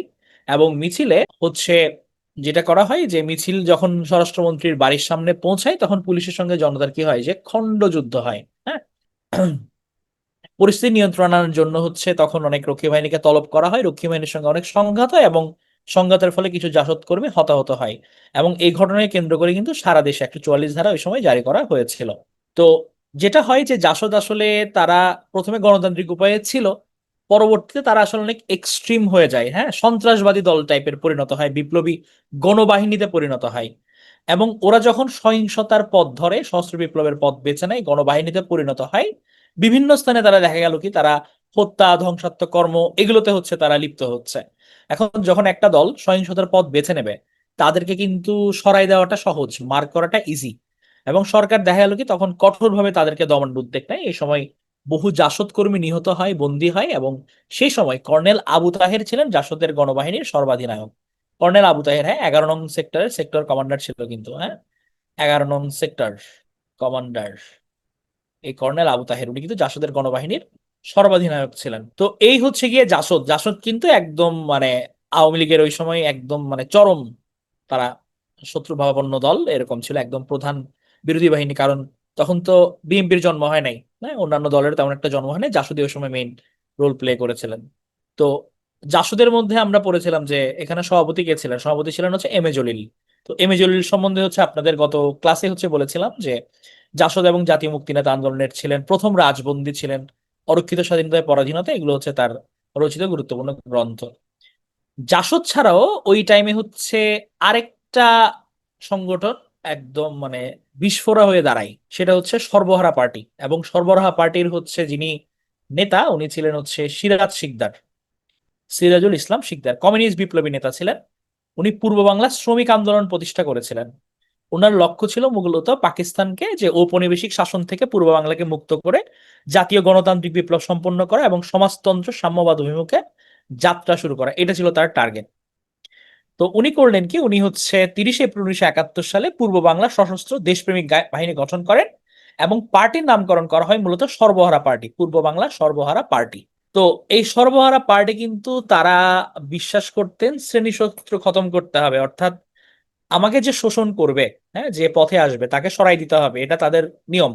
যে আমি গণতান্ত্রিক আন্দোলন করবো এরকম কোনো কিছু না, ডাইরেক্ট খতম। তো এই সিরাজ শিকদারকে হচ্ছে চট্টগ্রামের হালি শহরে সরকারি গোয়েন্দা সংস্থার লোকজন গ্রেফতার করে, 2 জানুয়ারি উনি খুন হন। এবং অ্যান্থনি মাসকেরেনহাসের যে বাংলাদেশ রক্তের ঋণ, লিগেসি অফ ব্লাড, এই বইটার মধ্যে হচ্ছে সিরাজের বোন শামীম শিকদার বলেছিলেন যে তার ভাইকে হচ্ছে হত্যা করেছিল শেখ মুজিবুর রহমান, উনি তাকে অভিযুক্ত করেছিলেন। তো সিরাজ শিকদার হচ্ছে গিয়ে ওই সময়ের আরেকজন নেতা ছিলেন গুরুত্বপূর্ণ। আমাদের নিউক্লিয়াস গঠনের আমরা সিরাজুল আলম খানের কথা পড়েছিলাম। হ্যাঁ, উনিও তখনকার তাত্ত্বিক নেতা, রহস্য পুরুষ, কাপালিক এবং দাদাভাই স্বাধীন বাংলা বিপ্লবী পরিষদ উনি গঠন করেছিলেন, যেটার নাম হচ্ছে নিউক্লিয়াস 1965-তে। তো উনি কিন্তু মূলত জাসদের প্রতিষ্ঠাতা। হ্যাঁ, জাসদের যে মেইন কনসেপ্টটা, এটা কিন্তু উনার হাত ধরেই। এটা মজার ব্যাপার না যে বঙ্গবন্ধুর একদম কাছের মানুষজন যারা, তারাই কিন্তু হচ্ছে মানে ছাত্রলীগের একটা অংশ একদম প্রধান বিরোধী দল হয়ে গেল। হ্যাঁ, তো এই সিরাজুল আলম খান হচ্ছে 9 জুন 2023 সালে হচ্ছে মৃত্যুবরণ করেন জাসদ প্রতিষ্ঠার পর। আমরা রক্ষী বাহিনীর কথা হচ্ছে অনেক শুনি এবং বলা হয় যে এই রক্ষী বাহিনী আসলে বঙ্গবন্ধু যে গঠন করেছিলেন উনি আহ ওনার একটা মানে মিলিটারি ফোবিয়া টাইপের ছিল। হ্যাঁ, কারণ উনি সারা জীবন সামরিক বাহিনীর হাতে অপদস্থ হয়েছেন, বন্দী থেকেছেন। সো উনি নিজের মতো করে একটা বাহিনী গঠন করেন। হ্যাঁ, এটা ছিল জাতীয় রক্ষী বাহিনী, একটা অনিয়মিত আধা সামরিক বাহিনী। এটা শেখ মুজিবুর রহমান প্রতিষ্ঠা করেছিলেন, খন্দকার মোস্তাক আহমেদ এটা বিলুপ্ত করেন এবং রক্ষী বাহিনী গঠনের সরকারি আদেশ জারি হয় 8 ফেব্রুয়ারি 1972 সালে। 8ই মার্চ মূলত এটা গঠিত হয়। সদর দপ্তর ছিল শেরেবাংলা নগর, ঢাকাতে, এবং এটার মাস্কট ছিল শেখ মুজিবুর রহমানের তর্জনী। প্রধান ছিলেন ক্যাপ্টেন এএনএম নুরুজ্জামান, উনি আরেকজন সেক্টর কমান্ডার ছিলেন। হ্যাঁ, এটা হচ্ছে জাতীয় রক্ষী বাহিনী। তো আসলে মানে ওই 72 থেকে 75 ওই টাইমলাইনটার মধ্যে খুব ইভেন্টফুল কিছু ঘটনা ঘটে। আমরা মুক্তিযুদ্ধের সময় কিছু মানুষকে দেখেছিলাম যে তারা ফ্রন্টে ছিল না। এখন ওই যে যে কোনো বিপ্লবের পর আমরা দেখি না যে কিছু মানুষ এসে ক্রেডিট নেওয়া শুরু করে, তারা বলে যে তাদের কারণে সবকিছু হয়েছে, ওই টাইপের মানুষগুলো তখনও ছিল। সো ওই মানুষগুলো সেফ সাইডে থাকার পর দেখা গেছে কি মুক্তিযুদ্ধের পরে এসে তারা ক্রেডিট নেওয়া শুরু করছে। এখন এই মানুষগুলোর ভিড়ে আবার প্রকৃত যারা মুক্তিযোদ্ধা ছিল, যারা আসলে স্যাক্রিফাইস করছে, তারা হচ্ছে গিয়ে আবার তাদের কোনো মানে খাওয়া নাই, এরকম একটা অবস্থা, তারা জায়গা পাচ্ছে না। এবং দেশের মধ্যে মূলত লুটতরাজ শুরু করছিল হচ্ছে ওই শ্রেণীর সুবিধাভোগী মানুষগুলা, যারা আসলে ফ্রন্টে ছিল না। দেখা গেল কি তারা বিজনেস করতেছে, তারা চোরাচালান করতেছে, তারা খাদ্যশস্য মজুত করতেছে, মানে যে টালমাটাল অবস্থা। আবার বঙ্গবন্ধুর একটা ব্যাপার ছিল কি, উনি কিন্তু হচ্ছে গিয়ে একটু সফট হার্টেড ছিলেন, মানে কঠোর হতে পারতেন না। উনাকে বিভিন্নভাবে বিভিন্ন জন অনেক সময় মানে রিপোর্ট করছেন, এদেরকে পয়েন্ট আউট করছেন, বাট উনি কিন্তু প্রকৃতপক্ষে হচ্ছে মানে ব্যবস্থাটা নিতে পারেন নাই। উনি অত কঠোর ছিলেন, উনি মনে করছেন যে আচ্ছা ঠিক আছে, ওদেরকে ক্ষমা করে দিলে হয়তো বা উনি ঠিক হয়ে যাবেন। বাট এটা আসলে আদতে হয় নাই, এবং এই জিনিসগুলো মূলত হচ্ছে গিয়ে জন্ম দিয়েছে যে পরবর্তী পরিণতির গুলো। এবং এই যে হচ্ছে গিয়ে এই সুবিধাভোগী শ্রেণী, তাদের হচ্ছে মানে তাদের লুটতরাজ, খাবার টাবার এগুলো মজুত করা, এবং আমাদের দেশে ওই সময় আসলে ফলনও হয়েছে কম। হ্যাঁ, সবকিছু মিলাই কিন্তু দেখা গেল কি যে আমাদের এখানে বড় একটা দুর্ভিক্ষ দেখা দেয় 1974 সালে। দুর্ভিক্ষের সময়কালটা কত ছিল? 1974 সালের মার্চ থেকে ডিসেম্বর পর্যন্ত প্রায় বলা হয় যে মানে সরকারি হিসেবে 27,000, বাট বেসরকারি হিসেবে বলা হয় প্রায় 4.5 লাখের মতো মানুষ। তো দুর্ভিক্ষের কারণ হিসেবে যেটা বলা হয় যে আমরা কিউবাতে পাট রপ্তানি করছিলাম ওই সময়। এখন কিউবা কিন্তু হচ্ছে আমেরিকার শত্রু ভাবাপন্ন দেশ। কিউবা হচ্ছে সমাজতান্ত্রিক কমিউনিস্ট। এখন যখন কমিউনিস্ট একটা কান্ট্রিতে পাঠানো হবে খাদ্য সাহায্য, যুক্তরাষ্ট্র স্বাভাবিকভাবে কি করলো, সে সম্পর্ক ছেদ করলো। হ্যাঁ, এখন আমার এদিকে হচ্ছে মানে ওরা, আমার এখানে ফলন কম হচ্ছে, যুক্তরাষ্ট্র থেকে খাদ্যশস্য আসতেছে না, মানে পরিস্থিতি চিন্তা করেন, সংকট। তার মধ্যে হচ্ছে গিয়ে আমার নেতারা কি করছে, তারা দুর্নীতি করতেছে এখানে, ব্যবসায়ীরা হচ্ছে খাদ্য চোরাচালান করতেছে, মজুত করতেছে। হ্যাঁ, এবং যা খাবার দাবার আসতেছে এগুলো আবার প্রপারলি বন্টন হচ্ছে না। সবকিছু মিলাই কিন্তু 1974 যে দুর্ভিক্ষটা, এটা ব্যাপক হচ্ছে গিয়ে হারে দেখা যায়। এবং এই যে প্রেক্ষাপটটা, ওই সময় 1974 সালে বঙ্গবন্ধুকে কিছু কঠোর ডিসিশন নিতে হয়, যে না এভাবে তো চলতে পারে না। হ্যাঁ, যে জনগণ এভাবে বঞ্চিত হচ্ছে, মানুষজন লুটপাট করতেছে, চারিদিকে অস্থিতিশীলতা। উনি কিন্তু ওই সময় কি করলেন, একটা ইমার্জেন্সি জারি করলেন, হ্যাঁ, জরুরি অবস্থা জারি করলেন। এরপর আমরা দেখতে পাই উনি আরো একটু ডিসিশন, কঠোর ডিসিশন নিয়ে উনি জন্ম দিলেন হচ্ছে বাকশালের বাংলাদেশ কৃষক শ্রমিক লীগ, যে আমার একটা দল থাকবে। একটা দল বলতে এই একটা দলের মধ্যে অনেকগুলো দল একসাথে একীভূত হয়ে গেছিল। উনি কিছু রুলস রেগুলেশন হচ্ছে চালু করে দেন, এবং কিছু সংবিধানে চতুর্থ সংশোধনীর মাধ্যমে উনি বাকশাল কায়েম করেন। হ্যাঁ, এখন আমরা হচ্ছে গিয়ে তথ্যচিত্রে বাকশাল এই ডকুমেন্টারিটা একটু দেখে আসবো। এখন আমরা বাকশালের এটা একটু দেখবো। আগে আমি মিটবাসীর ব্যবস্থা করি। তাহলে কেন প্রতিষ্ঠা করেছিলেন শেখ মুজিব বাকশাল, এটা আমরা একটু দেখি। আরো ঠিক আছে, শোনো। এই সমাজকে আমি চরম আঘাত করতে চাই, নতুন সিস্টেমে যাচ্ছি আমি। শেখ মুজিবুর রহমান 1975 সালের 26শে মার্চ ঢাকায় এক জনসভায় বাকশাল নিয়ে বক্তব্যে ঘুণে ধরা সমাজ পাল্টানোর কথা বলেছিলেন। কিন্তু এর প্রেক্ষাপট নিয়ে অনেক বিতর্ক হয়েছে। বিশ্লেষকদের অনেকে বলেছেন, স্বাধীনতা সংগ্রামের নেতা শেখ মুজিব যুদ্ধবিধ্বস্ত বাংলাদেশের দায়িত্ব নেয়ার অল্প সময়ের মধ্যেই রাজনৈতিক প্রতিকূল পরিস্থিতির মুখোমুখি হয়েছিলেন। সেই পরিস্থিতি তাঁকে একদলীয় শাসন ব্যবস্থার পথে নিয়ে যায় বলে তারা মনে করেন। শেখ মুজিবের জীবন ও রাজনীতি নিয়ে গবেষণা করেছেন জাহাঙ্গীরনগর বিশ্ববিদ্যালয়ের শিক্ষক খুরশিদা বেগম। তিনি বলছিলেন, বাকশাল গঠনের পেছনে প্রতিকূল রাজনৈতিক এবং অর্থনৈতিক পরিস্থিতি সামাল দেওয়ার বিষয় যেমন ছিল, একই সাথে মুক্তিযুদ্ধের চেতনা টিকিয়ে রাখার প্রশ্ন ছিল বলে তিনি মনে করেন। যুদ্ধ পরবর্তী অবস্থা যেটা ছিল, একেবারেই যুদ্ধবিধ্বস্ত দেশ। আমাদের কলকারখানা সব নষ্ট, ভেঙে গেছে, রাস্তাঘাট অবকাঠামো নাই। It's Hostinger's biggest ever Black Friday sale. Manage hosting for WordPress plans now start from only $2. শিক্ষা প্রতিষ্ঠানগুলোর কাজ চলছে না, কোষাগার শূন্য, ওদিকে 1 কোটি মানুষ ফিরে আসছেন ভারত থেকে। এই যে একটা অবস্থা, এই অবস্থার মধ্য থেকে আমরা দেখলাম সাম্রাজ্যবাদী শক্তিগুলো কিন্তু বসে থাকলো না, এবং আইন শৃঙ্খলা পরিস্থিতিও ভালো ছিল না। তো এরকম একটা পরিস্থিতিতে দেশটাকে সামাল দিতে বঙ্গবন্ধু এক পর্যায়ে এই বাকশাল গঠন করেছেন বলে আমি মনে করি। বাকশালের প্রেক্ষাপট আলোচনায় এলেই বিশ্লেষকদের অনেকের কথায় সেই সময়কার নৈরাজ্যকর একটা পরিস্থিতির কথা উঠে আসে। সেই পরিস্থিতির দায়কার তা নিয়েও নানা আলোচনা রয়েছে। লেখক ও গবেষক বদরুদ্দিন ওমর বলেছেন, শেখ মুজিবের জন্য তাঁর দল আওয়ামী লীগের নেতাকর্মীদের দুর্নীতি একটা বড় চ্যালেঞ্জ হয়ে দাঁড়িয়েছিল। অন্যদিকে দলের একটা অংশ বেরিয়ে যাওয়ার পর সরকার নিয়ন্ত্রণহীন হয়ে পড়েছিল। তখন বিরোধীদের উপর নিবর্তনমূলক ব্যবস্থা নিয়েও পরিস্থিতি সামলাতে না পেরে শেখ মুজিব সব ক্ষমতা নিজের হাতে নিয়ে বাকশাল গঠন করেছিলেন বলে মিস্টার ওমর উল্লেখ করেছেন। ওই সময়ে প্রশাসন থেকে আরম্ভ করে আওয়ামী লীগ দল ইত্যাদির মধ্যে একটা ভাঙন তৈরি হয়েছিল, যে ভাঙনটা তথাকথিত ওই যে আওয়ামী লীগের যে সংগঠন ছিল, এইটা দিয়ে সামাল দেওয়া আর সম্ভবপর ছিল না। সেখানে তখন অন্যান্য তাদের সহমতের যে দল সিপিবি বা অন্য, তাদেরকে নিয়ে একটা অর্গানাইজেশন করার দরকার ছিল, যেটা সামাল দিতে পারে, এটা শেখ মুজিব মনে করেছিলেন, এবং সেজন্যই তিনি বাকশাল করেছিলেন। আওয়ামী লীগের একটা অংশ বেরিয়ে গিয়ে বৈজ্ঞানিক সমাজতন্ত্র প্রতিষ্ঠার কথা বলে জাসদ নামের দল গঠন করেছিল। দেশের বিভিন্ন অঞ্চলে সর্বহারা বা চরমপন্থী কিছু বাম দলের সশস্ত্র তৎপরতাও চলছিল। আওয়ামী লীগের নেতারা সেই সময়ের নৈরাজ্যকর পরিস্থিতির জন্য জাসদ এবং চরমপন্থী দলগুলোর উপরই দায় চাপিয়ে থাকেন। আওয়ামী লীগ নেতা নুহ আলম লেনিন বাকশাল প্রতিষ্ঠার সময় আওয়ামী লীগের মিত্র কমিউনিস্ট পার্টির রাজনীতিতে ছিলেন। মিস্টার লেনিন বলেছেন, দুর্নীতি, আইনশৃঙ্খলা পরিস্থিতির চরম অবনতি এবং ৭৪ সালের দুর্ভিক্ষ সব মিলিয়ে সংকটের মুখে বাধ্য হয়ে বাকশাল গঠন করা হয়েছিল। দেশের মধ্যে বিভিন্ন অঞ্চলে একদিকে আওয়ামী লীগের অভ্যন্তর থেকে জাসদ নামে বেরিয়ে গিয়ে তারা জাসদ ছাত্রলীগ এবং রাজনৈতিক দল করলো, গণবাহিনী পর্যন্ত তারা করলো সশস্ত্র সংগ্রামের মাধ্যমে তাদের তথাকথিত বিপ্লব করার চিন্তা থেকে। অন্যদিকে আগে থেকেই আমাদের এখানে অতিবাম তাদের মধ্যে যেমন ছিল সরবরাহ পার্টির, যারা দেশের বিভিন্ন অঞ্চলে শ্রেণীশত্রু খতমের নামে নৈরাজ্য সৃষ্টির চেষ্টা চললো, বিভিন্ন জায়গায় হত্যা, সন্ত্রাস, বাড়িঘর লুট, সম্পদ লুট। এইভাবে স্বরাষ্ট্রমন্ত্রীর বাসভবনে তখনকার জাসদ আক্রমণ পরিচালনা করে। সেটার পরে সরকারও নিবর্তনমূলক ব্যবস্থা গ্রহণ করতে বাধ্য হয়, পরিস্থিতি নিয়ন্ত্রণের বাইরে চলে যাওয়ার মতো উপক্রম হয়। 19৭৪ সালে আরেকটি ঘটনা ঘটেছিল, বাংলাদেশের বিভিন্ন অঞ্চলে দুর্ভিক্ষ দেখা দেয়। তখনই বঙ্গবন্ধু ভাবতে শুরু করেন যে রাষ্ট্রীয়ভাবে একটা দল গঠন করে সকল সামাজিক শক্তিগুলোকে, রাজনৈতিক শক্তিগুলোকে একত্রিত করে রাষ্ট্রীয় পুনর্গঠনের কাজটি চিন্তা করলেন। বিশ্লেষকদের অনেকে আবার প্রেক্ষাপটকে ভিন্নভাবে ব্যাখ্যা করেন। তারা মনে করেন, বাংলাদেশের স্বাধীনতা লাভের পর প্রত্যাশা অনুযায়ী গণতন্ত্রের সুফল মানুষের কাছে পৌঁছানো যায়নি।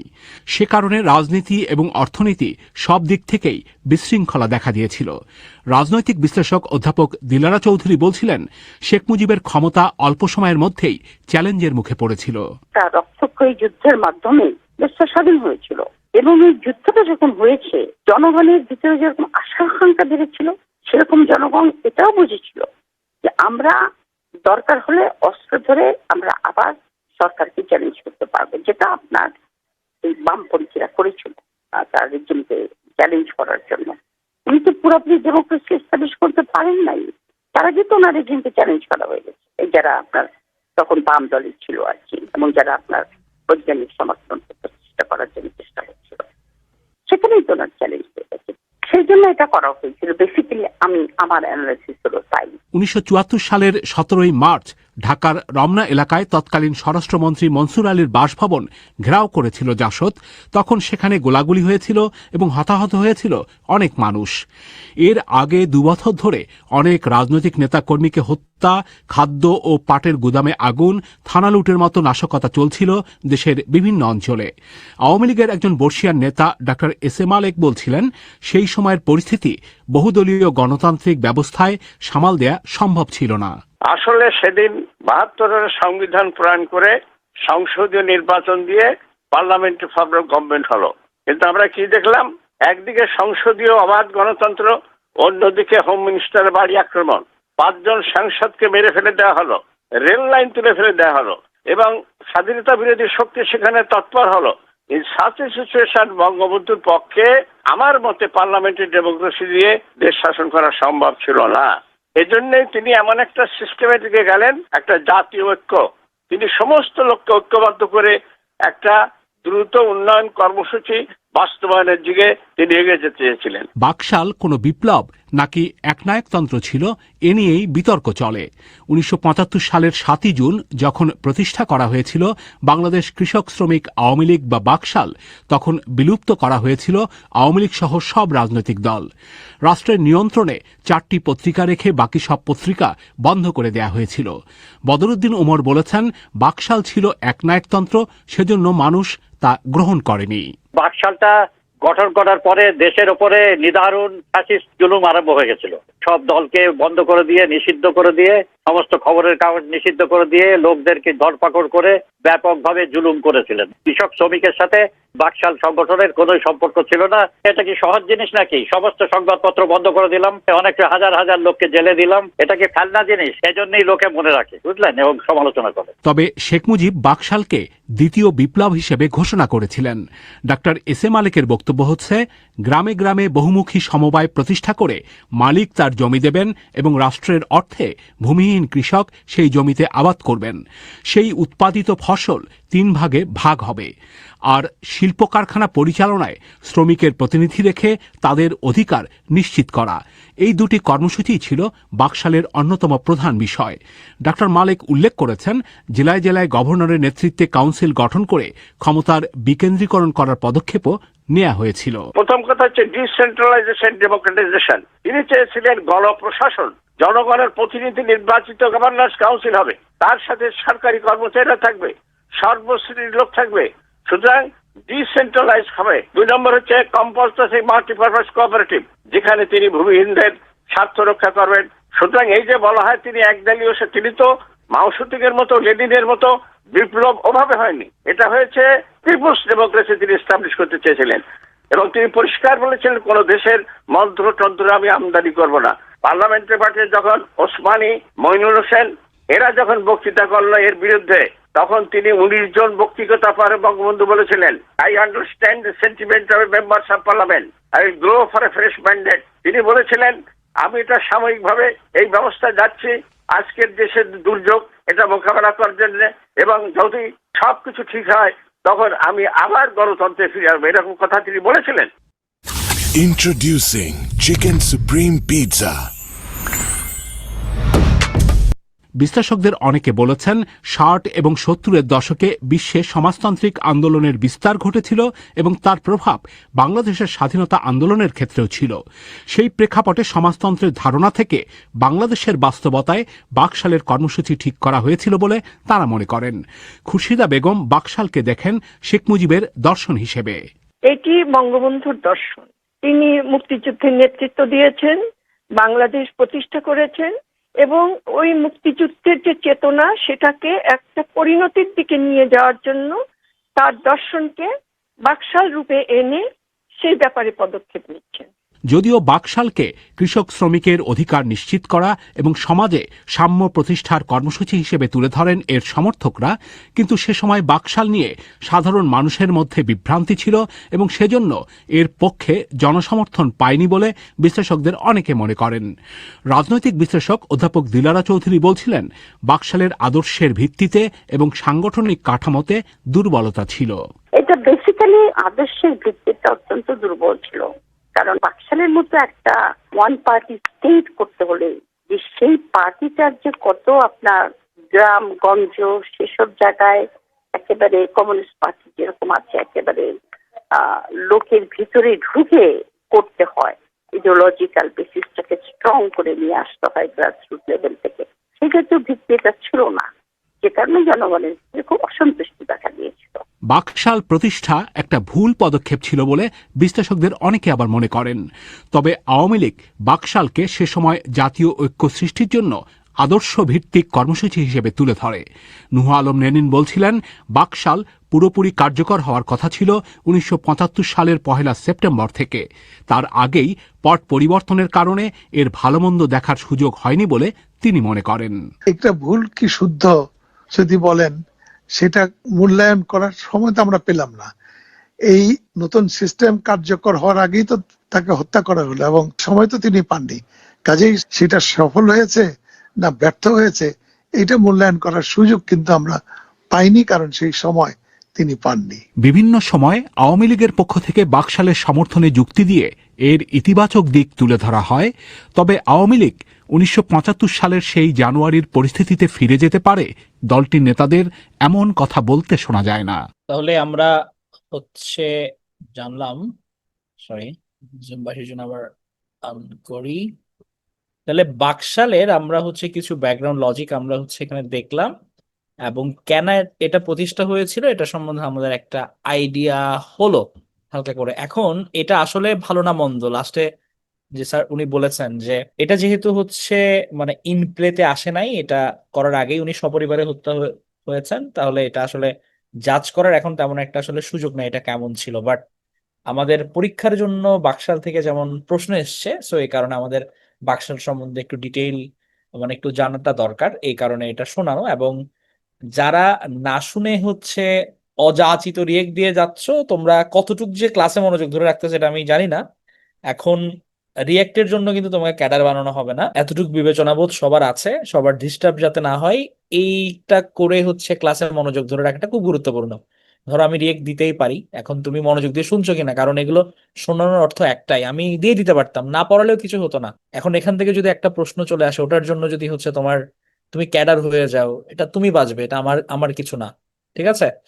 সো এই জিনিসগুলো মাথায় রাখতে হবে, যে মনোযোগ ধরে রাখার জন্য অন্যের বিরক্তির কারণ না হয়ে আমি শুনে যাই। তো তাহলে বাকশাল যেটা ছিল, এটা মূলত সংবিধানের চতুর্থ সংশোধনের মাধ্যমে কিন্তু এটা উত্থাপন করা হয়। হ্যাঁ, এবং প্রচলীয় সংসদীয় যে শাসন ব্যবস্থা, এটা কিন্তু বাতিল করে দিয়ে এটা বাকশালটা চালু করা হয়, এবং মাত্র 15 মিনিটের মধ্যে এই বিলটা যখন সংসদে ওঠানো হয়, এটা পাশ হয়ে যায়। এটা মূলত রাষ্ট্রপতি শাসিত ব্যবস্থা, এবং 1975-এর 24 ফেব্রুয়ারি মূলত বাকশাল এটা গঠিত হয়। এবং এই দলের চেয়ারম্যান ছিলেন শেখ মুজিবুর রহমান নিজেই, এবং সম্পাদক হন হচ্ছে এম মনসুর আলী।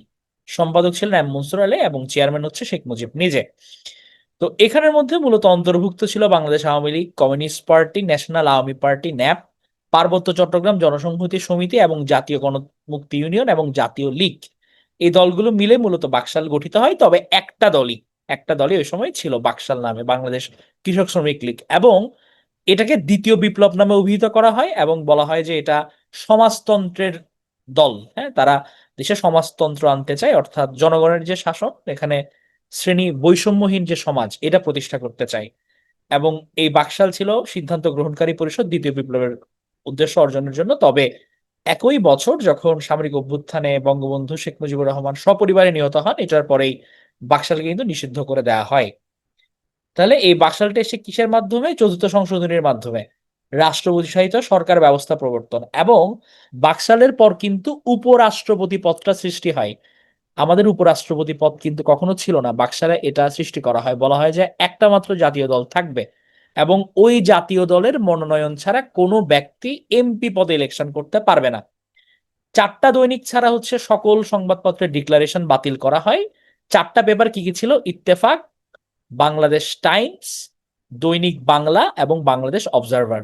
এই 4টা পত্রিকা শুধুমাত্র রাখা হয়, বাকি সবগুলোকে বাতিল করা হয়। এবং জাতীয় সংসদের মেয়াদ 1975-এর 25 জানুয়ারি থেকে আরো 5 বছর বৃদ্ধি করা হয়। আমাদের 1973-এ হচ্ছে গিয়ে আমাদের প্রথম জাতীয় সংসদ নির্বাচন হয়, হিসাব অনুযায়ী 78 পর্যন্ত হওয়ার কথা ছিল, বাট মেয়াদটা বাড়ায় 5 বছর আরো, অর্থাৎ 1980 পর্যন্ত করা হয়েছিল। এবং রাষ্ট্রপতি অপসারণ করতে এর আগে আমরা দেখেছিলাম যে হ্যাঁ, আমার সংখ্যাগরিষ্ঠ মানুষ যদি মনে করে যে রাষ্ট্রপতিকে অপসারণ করা যাবে, অর্থাৎ 2/3 অ্যাটলিস্ট, তাহলে হচ্ছে রাষ্ট্রপতিকে সরানো যাবে। বাট ওই সময় এটা বলা হয় যে রাষ্ট্রপতিকে অপসারণ করতে হলে মোট সদস্যের 3/4 সমর্থন লাগবে বলে এটা নির্ধারণ করা হয়। তাহলে এই যে বাকশাল কায়েম হলো, মানে বঙ্গবন্ধুর এর আগে থেকে কিন্তু হচ্ছে আর্মির সঙ্গে একটা দূরত্ব ছিল অলরেডি। কারণ মানে ওই যে বললাম, জাতীয় রক্ষী বাহিনীকে অনেক সুযোগ সুবিধা দিত। তো এই কারণে হচ্ছে আর্মির মধ্যে একটা মনক্ষুণ্ণতা ছিল, আবার আরো কিছু ইনসিডেন্ট ছিল তাদের মধ্যে। আবার দেশের যে বিদ্যমান পরিস্থিতি, জাসদের মধ্যে হচ্ছে আবার কর্নেল তাহেররা, ওনারা আর্মির মানুষজন। তারপর হচ্ছে আর্মির মধ্যে আবার উচ্চাকাঙ্ক্ষী কিছু মানুষজন ছিল। হ্যাঁ, তো সবকিছু মিলাই আমার 1974-এর দুর্ভিক্ষ, সবকিছু মিলাই মানে বঙ্গবন্ধু একটা ট্রিগার্ড অবস্থায় পড়ে যান, এবং এটার ফলশ্রুতিতে আমরা দেখতে পাই 1975 সালের 15ই আগস্ট, হ্যাঁ, ওনাকে সপরিবারে হত্যা করা হয়। তো এই যে ওনাকে হত্যা করা হলো অগাস্ট, এবং অগাস্ট থেকে শুরু করে হচ্ছে মানে একদম সেপ্টেম্বর অবধি আমাদের বাংলাদেশের ইতিহাসে কিন্তু মানে ভীষণভাবে একটা ব্লাডশেড হয়েছে। আমরা দেখলাম হচ্ছে মানে আমাদের মুক্তিযুদ্ধে যারা নেতৃত্ব দিয়েছেন, যারা কাঁধে কাঁধ মিলিয়ে লড়াই করেছেন, সেক্টর কমান্ডাররা, তারা সবাই একে অপরের বিরুদ্ধে দাঁড়িয়ে গেছেন। এবং আমরা পুরো কন্টিনিউশনটা কিন্তু এই অগাস্ট, সেপ্টেম্বর, অক্টোবর, নভেম্বর এই টাইম লাইনটাতে দেখতে পাই। প্রচন্ড ব্লাডশেড, মানে বড় বড় যারা নাম সেক্টর কমান্ডার সবাই শেষ নিজেদের মধ্যে মানে সংঘর্ষ হয়ে। এবং আমাদের মানে 75 থেকে 81 এই টাইম লাইনটার মধ্যে এত রক্তপাত হয়েছে, এটা আসলে মানে দুর্ভাগ্যজনক ছিল। এটা মানে অনাকাঙ্ক্ষিত একটা ঘটনা। এরকম হয়তো না হলেও পারতো, ব্যাপারটা আরো সুন্দর হতো। তো আমাদের যে রক্তস্নাত 75, আমরা এখন এটা দেখবো, খুব মনোযোগ দিয়ে দেখবো এখানে। এটা যদি আমরা ভিডিওটা দেখি, আমরা ওই সময়ের পুরো টাইম লাইনটা একটা ভিজুয়ালাইজ করতে পারবো। এই কারণে আমি আগেও বলছি যে তোমরা যারা রিয়েক্ট দাও, এটা কিন্তু তো ভাসে, কারা রিয়েক্ট দিচ্ছে ওই নামও আইডেন্টিফাই হয়ে যায়। বাট ধরো গণতন্ত্রের চর্চা করার জন্য আমি ব্যবস্থা নিচ্ছি না। সো তোমরা হচ্ছে শুনো মনোযোগ দিয়ে, কারণ এখান থেকে প্রশ্ন আসলে অ্যাটলিস্ট যাতে উত্তর করতে পারো। হ্যাঁ, এখন আমরা 75-এ এটা একটু দেখবো। হ্যাঁ, তাহলে মনোযোগ দিয়ে শুনো। এটা দেখলে কিন্তু হচ্ছে পুরোপুরি এটা বুঝে যাবা সিকোয়েন্সটা, বিশেষ করে নভেম্বরের হচ্ছে ইয়ে করা হয়েছে, এটাকে পোট্রে করা হয়েছে, ছাড়লাম। ভাই ও বোনেরা, গত 15ই আগস্টের ঐতিহাসিক পরিবর্তনের পর 1975 সালে বাংলাদেশের তৎকালীন প্রেসিডেন্ট খন্দকার মোশতাক আহমেদ যখন রেডিওতে এ ভাষণটি দেন তখন অক্টোবর মাস। এর কিছুদিন পরই নভেম্বরের প্রথম সপ্তাহেই যে অভ্যুত্থান এবং পাল্টা অভ্যুত্থানটি হতে যাচ্ছে তার প্রেক্ষাপটটি তৈরি হয়েছিল তার ক্ষমতা গ্রহণের সময় থেকেই।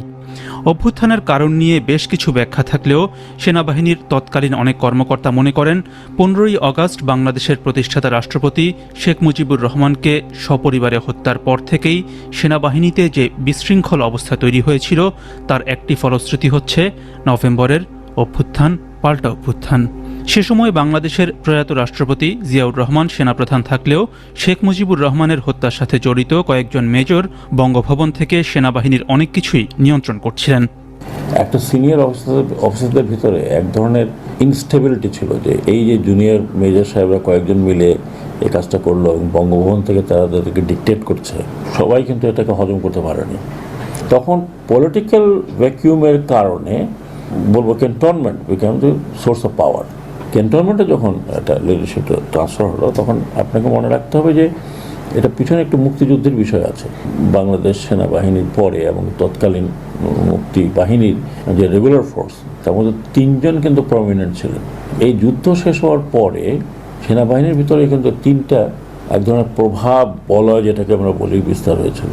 যেমন জিয়াউর রহমানের সাথে কিছু, ব্রিগেডিয়ার খালেদ মোশাররফ তৎকালীন ওনার সাথে কিছু, শফিউল্লাহ সাহেবের কিছু। এইখানে একটা দ্বন্দ্ব ছিল, দ্বন্দ্ব আগেও ছিল, দ্বন্দ্বটা এটা প্রকট হলো যখন আমরা 15 আগস্টের পরে জেনারেল শফিউল্লাহ ইজ আউট হয়ে গেলেন, উনি মোটামুটি বাইরে হয়ে গেলেন এবং জেনারেল জিয়া ইন হলেন। কিন্তু জেনারেল জিয়া ইন হওয়াতে এই দ্বন্দ্বটা আরেকটু বেশি হলো বিটুইন জেনারেল জিয়া এবং খালেদ মোশাররফ। বলছিলেন অবসরপ্রাপ্ত ব্রিগেডিয়ার সাখাওয়াত হোসেন। তিনি তখন ছিলেন ঢাকায় 46 ব্রিগেডের মেজর পদমর্যাদার স্টাফ অফিসার। তিনি বলছিলেন অক্টোবরের শেষ নাগাদই তারা অনেকটা খোলামেলাভাবেই শুনতে পাচ্ছিলেন কিছু একটা হতে যাচ্ছে। এদিকে 15ই আগস্ট হত্যাকাণ্ডের দিন 10 পর সেনাপ্রধানের পদ থেকে সরিয়ে দেওয়া হয় মেজর জেনারেল KM শফিউল্লাহকে। তিনি বলছেন এরপর থেকে তিনি অনেকটা গৃহবন্দী হিসেবেই সেনাপ্রধানের বাড়িতে অবস্থান করছিলেন। কিন্তু সেনাবাহিনীর মধ্যে যে একটি উত্তেজনা রয়েছে তিনি সেটি টের পাচ্ছিলেন এবং খালেদ মোশাররফের নেতৃত্বে অভ্যুত্থানটির পটভূমিও ছিল সেখান থেকেই। 3 তারিখের আগে আমি তখন আর সিনে নাই, তারা দেখতেছে যা হচ্ছে তাতে তাদের ভবিষ্যৎটা অন্ধকারের মতো মনে করে খালেদ মোশাররফ জিয়াউর রহমানকে সরাই দিতে চেয়েছে। এমনকি তাকে সরাইও দিয়ে হাউস অ্যারেস্ট করে ফেলেছিল এবং নিজেই কিন্তু র্যাঙ্ক পড়েছিল, চিফ অফ স্টাফের র্যাঙ্ক। ওইটা শেষ পর্যন্ত সে আর থাকতে পারে নাই। ওই ঘটনা একটা লিঙ্গার করতে করতে 7 তারিখে গিয়া জিয়াউর রহমান তাহেরকে সঙ্গে নিয়ে খালেদ মোশাররফের ওই গ্রুপটাকে সরাই দেয়। নভেম্বরের 3 তারিখের প্রথম কয়েকটি প্রহরে বাংলাদেশের ইতিহাসের গতিপথ পাল্টে দেওয়ার মতো দুটো ঘটনা ঘটে। মধ্যরাত পার হবার পরই খালেদ মোশাররফের নেতৃত্বে একটি অভ্যুত্থানে তৎকালীন সেনাপ্রধান জিয়াউর রহমানকে বন্দী করা হয়। একটা ইনফ্যান্ট্রি ইউনিট গেল আপনার বঙ্গভবন ঘেরাও করার জন্য। জিয়াউর রহমান অলরেডি অন্তরীণ করা হলো ওনাকে, তার সাথে সব যোগাযোগ ছিন্ন হয়ে গেল, আর আপনার রেডিও স্টেশনে চলে গেল। তার মানে এটা একটা পাল্টা দখল হয়ে গেল এখানে। বঙ্গভবনে যারা ছিলেন তারা খুব সুবিধা করতে পারেন না, প্রচুর ফোর্স তখন তারা আর রিটেলিয়েট করতে পারেনি। এর মধ্যে আবার এয়ারক্রাফট উঠলো, 2টা ফাইটার জেট, 2টা কি 3টা। বঙ্গভবনের যখন ফাইটার প্লেন চললো তখন এরা বুঝলো যে এদের সময় নেই, দে হ্যাভ টু সারেন্ডার। সকালবেলা তার নেগোসিয়েশনের একটা চেষ্টা হচ্ছিল যে কী নেগোসিয়েশন করা যায়। তখন খালেদ মোশাররফ ওখানেই বসা এবং ডালিমা আসলো, কয়েকবার আসছে ডালিমা নূর মিলে ক্যান্টনমেন্টে আসছে। খালেদ মোশাররফের সাথে কথা বলেছেন ওখানে যারা ছিলেন। শেষ পর্যন্ত সন্ধ্যার সময় এগিয়ে হলো যে তারা চলে যাবে বাইরে। একটা এয়ারক্রাফট অ্যারেঞ্জ করা হলো, তাদেরকে বাইরে পাঠানো হলো।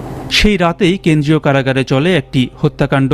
কয়েকজন সেনা সদস্যের হাতে খুন হন 1971 সালের প্রবাসী সরকারের অস্থায়ী রাষ্ট্রপতি সৈয়দ নজরুল ইসলাম, প্রধানমন্ত্রী তাজউদ্দিন আহমেদ, তৎকালীন সরকারের অর্থমন্ত্রী M মনসুর আলী এবং স্বরাষ্ট্রমন্ত্রী AHM কামরুজ্জামান। ঢাকা কেন্দ্রীয় কারাগারের তৎকালীন জেলার আমিনুর রহমান বিবিসিকে বলছিলেন রাত 1টা থেকে 1:30টার দিকে একটি পিকআপে করে কিছু সেনা সদস্য জেল গেটে উপস্থিত হন। এ সময় IG প্রিজনের ফোন পেয়ে তিনিও সেখানে যান। এর কিছুক্ষণ পর তার কার্যালয়ের টেলিফোনটি বেজে ওঠে। টেলিফোন ধরলেই বললো যে প্রেসিডেন্ট কথা বলবে আইজি সাহেবের সাথে। কথা শেষে আইজি সাহেব বললেন যে প্রেসিডেন্ট সাহেব টেলিফোন করছিল, উনি বলছে যে আর্মি অফিসাররা যা চায় সেটা তোমরা করো। তারপরে আইজি সাহেব একটা কাগজ আমার কাছে দিলেন, 4 জনের নাম লেখা একটা স্লিপ আমাকে দিল যে এদের এক জায়গায় করো। সৈয়দ নজরুল ইসলাম সাহেব এবং তাজউদ্দিন সাহেব এরা 2 জন ছিলেন এক রুমে, আর অন্যরা ছিলেন, অন্য 2 জন ছিল অন্য রুমে। তো তারপর অন্য রুম খুলে আনলাম, আমার দায়িত্ব পরিচয় করে দেওয়ার জন্য। আমরা কথাবার্তা বলবে তো পরিচয় করে দিই। মনসুর আলী সাহেব বসা ছিল একেবারে সর্বদক্ষিণে। আমি কেবল কথাটা, মনসুর আলীর কথাটা উচ্চারণ করতে পারিনি, সঙ্গে সঙ্গে গুলি করে দিয়েছে। ওরা করলো কি, গুলি করে সব গেট তো খোলো, তখন ওরা দৌড়ে সব দে রান অ্যাওয়ে। সেই মর্মান্তিক ঘটনা। সাখাওয়াত হোসেন বলছেন, ওই জেল হত্যার ঘটনাটি তাৎক্ষণিকভাবে জানাজানি হয়নি। ঘটনাটি সেনা অফিসারদের কাছে পৌঁছে 4 নভেম্বর সকালে। এদিকে 3রা নভেম্বরের পরের কয়েকটি দিন কার্যকর দেখা যায় জাতীয় সমাজতান্ত্রিক দল বা জাসদের গণবাহিনীকে। কর্নেল তাহেরের নেতৃত্বাধীন এই গণবাহিনী পরবর্তী অভ্যুত্থানে একটি মূল ভূমিকা পালন করে।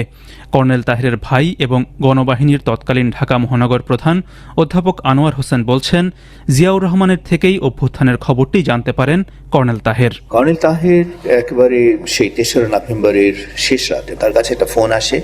জিয়াউর রহমান সরাসরি তাকে প্রথম ফোন করেন বন্দি অবস্থা থেকে, যে তাহের আমাকে তো এরা বন্দি করেছে, আমার জীবন বিপন্ন, ইউ সেভ মাই লাইফ। এটা হতে পেরেছিল কারণ তার যদিও টেলিফোন লাইন কেটে দেওয়া হয়েছিল, কিন্তু প্যারালাল আরেকটা লাইন সচল ছিল। তো এর মধ্য দিয়ে জিয়াউর রহমান সেটা তাহেরকে জানালেন। কর্নেল তাহের সেনাবাহিনী থেকে পদত্যাগ করেন 1972 সালে। এরপর থেকে তিনি সরাসরি জাসদের রাজনীতির সাথে যুক্ত হন। অধ্যাপক আনোয়ার হোসেন বলছেন, নভেম্বরের 3 তারিখেই কর্নেল তাহের নারায়ণগঞ্জ থেকে ঢাকায় আসেন এবং এরপর থেকেই সৈনিক সংস্থার সদস্যরা সহ সেনা সদস্যরা তার সাথে দেখা করতে শুরু করেন। খালেদ মোশাররফ ক্ষমতা দখল করেছেন, কিন্তু একটা দীর্ঘ একটা সময় যাচ্ছে যেন মনে হচ্ছে দেশে কোনো সরকার নেই। কারণ সেখানে তিনি নেগোশিয়েট করছেন মোশতাকের সঙ্গে কিংবা খুনিদের সঙ্গে, খুনিরা চলে যাচ্ছে, ইতিমধ্যে জেল হত্যাকাণ্ড হয়ে গেছে সবার অগোচরে। একটা সরকারহীন অবস্থায় একটা ছিল, এইটা একটা চিত্র। আর অন্যদিকে জাসদ এবং তাহের এবং গণবাহিনী তারা কিন্তু সৈনিকদের সঙ্গে ক্রমাগত আলোচনা করছেন।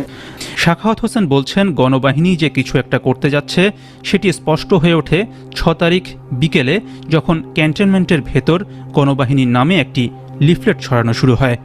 লিফলেটের মূল বক্তব্য যেটা আমি তখন দেখেছিলাম, কারণ আমাকে আমার হেডলাইন দেখা যাচ্ছে লিফলেট, খালেদ মোশাররফ, সাফাত জামিল, কর্নেল হুদা এরা সব ভারতীয় চর, এবং এটা একটা তারা কাউন্টার কু করে ভারতের অঙ্গরাজ্য হবে ইত্যাদি ইত্যাদি যা হয় আর কি। তখনও ক্লিয়ার না, সায়েমকে নিয়ে আসা হলো, সায়েম সাহেবকে ওত পড়ানো হলো, কিন্তু তখনও ক্লিয়ার না যে কী হবে। তার আগে খালেদ মোশাররফ হয়ে গেলেন, জেনারেল হয়ে গেলেন, কিন্তু এখন কি মানে খালেদ মোশাররফের স্ট্যাটাস কি, প্রেসিডেন্ট কে হবে, এইগুলো নিয়ে নানান ধরনের এক একজন এক এক রকমের একটা কুয়ে যে হোমওয়ার্ক হয় সেটা ছিল না। সবাই কিন্তু সেখানে যে যার মতো করে চলছিল, ওইরকম একটা বিশৃঙ্খল অবস্থা। এবং সেই বিশৃঙ্খল অবস্থার মধ্যে এই লিফলেট যখন ছড়ানো হলো জওয়ানদের মধ্যে 6 তারিখ রাত্রে, এবং সেটাতে বোঝা গেল যে গণবাহিনী বলে একটা ফোর্স ওয়ার্কিং ইনসাইড দি ক্যান্টনমেন্ট কাজ করছে। এদিকে গণবাহিনীর বিদ্রোহের মূল পরিকল্পনাটি হয় 6 তারিখ সন্ধ্যায়। মূল পরিকল্পনা যেটা হয় সেটা হলো শেষ পরিকল্পনা, সেটা হলো 6 তারিখে, 6 নভেম্বর সন্ধ্যায়। এবং সেটা তো আমার মনে আছে, একটা বিশাল একটা হল রুমের মধ্যে, সেখানে অন্তত প্রায় 60-70 জন সেনা সদস্য আছেন, এবং সেখানে হাসানুল্লাহ কিনু তিনিও ছিলেন, কারণ তিনি গণবাহিনীর দ্বিতীয় অবস্থানেই ছিলেন তাহেরের পরে, আমি নিজেও ছিলাম। এবং সেখানেই যে তাদের দায়িত্বগুলো ভাগ করে দেওয়া হচ্ছিল। তবে একটা কথা বলে রাখি, সেটা হলো এই যে জাতীয় সমাজতান্ত্রিক দল কিন্তু চেয়েছিল যে যত একটু দেরি করা যায়, কারণ তারা একটু সময় দরকার ছিল, দেশে জরুরি অবস্থা ছিল সাংগঠনিক প্রস্তুতির জন্য, এবং সেই জন্য স্থির হয়েছিল 7 নভেম্বরে নয়, 9 নভেম্বরে অভ্যুত্থানটি হবে, এবং সেই জন্য একটা হরতালও ডাকা হলো। কিন্তু ইতিমধ্যে সেই ক্যান্টনমেন্টের অবস্থা আরো উত্তপ্ত হয়ে উঠলো, এবং সেখানে তারা জানালো যে না, এটা আর রক্ষা করা যাচ্ছে না, বিদ্রোহ হয়ে যাবে, এবং এখন জাসদের কিংবা তাহেরের নেতৃত্ব দিতে হবে। 7 নভেম্বর দিবাগত রাতেই শুরু হয়ে যায় পাল্টা অভ্যুত্থান, যার পুরোভাগে ছিল সেনাবাহিনীর জওয়ানরা, বলছিলেন KM শফিউল্লাহ।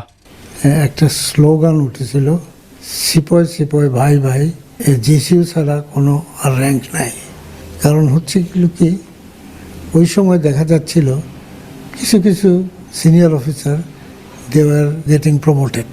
সিপাহীদের মধ্যে একটা হতাশা সৃষ্টি করেছে এইভাবে যে অফিসাররা আমাদের ব্যবহার করে তারা উচ্চ পদে উঠতেছে, আমাদের কথা তারা চিন্তা করে না। সেই রাতেই মুক্ত করা হয় জিয়াউর রহমানকে। 7 তারিখ রাত্রেবেলা হঠাৎ করে দেখি গোলাগুলির শব্দ শুনে আমরা বেরোয় আসলাম। তারপরে এই কিছু অফিসার কিলিং হলো, খুব বেশি হলো না 7 তারিখে। জিয়াউর রহমানকে গণবাহিনী বের করতে পারেনি, ওনাকে বের করলো রাতের বেলা 4 বেঙ্গল আর 2 ফিল্ড, ওনাকে বের করে নিয়ে আসলো। সাখাওয়াত হোসেন বলছিলেন, পরদিন সকালেই তিনি সেনানিবাসে কর্নেল তাহেরকে দেখতে পান। কর্নেল তাহেরকে আরও কিছু ওনার গণবাহিনীর লোকজন, কিছু আর্মির লোকজন সাথে আসতে দেখলাম। আসার পরে উনি জিয়াউর রহমানের সাথে কথা বললেন এবং এক পর্যায়ে একটু উচ্চস্বরে কথাবার্তা হচ্ছিল দুজনের ভেতরে, কিন্তু কি কথা হচ্ছিল এটা তো আমি জানতে পারিনি। পরে যেটা শুনলাম, তাহের চাচ্ছিল জিয়াউর রহমানকে নিয়ে যে শহীদ মিনারে গিয়ে রেডিওতে গিয়ে প্রথমে অ্যানাউন্স করবে যে 13 দফা ডিমান্ড যেটা ছিল সেই ডিমান্ডটা উনি অ্যানাউন্স করবেন, উনি মেনে নিয়েছেন। সেখান থেকে উনি যাবেন, ওখানে গণবাহিনী সিপাহী জনতা মজুদ, তাদেরকে উনি ভাষণ দিয়ে বলবেন যে এই 13 দফা মানা হলো ইত্যাদি ইত্যাদি, আরও কিছু ডিমান্ড ছিল, কিন্তু উনি যান নাই। উনি তার আগে ওনার ভাষণটা রেকর্ড করে রেডিওতে পাঠিয়ে দিয়েছিলেন, তো উনি আর গেলেন না। এইখানেই তাহের আর জিয়ার বিচ্ছেদ।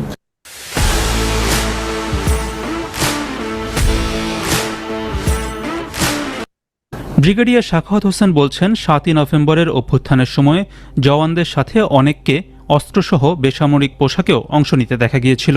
তবে ওই অভ্যুত্থানে গণবাহিনী তাদের বেসামরিক সদস্যদের অন্তর্ভুক্ত করতে পারেনি বলছেন অধ্যাপক আনোয়ার হোসেন।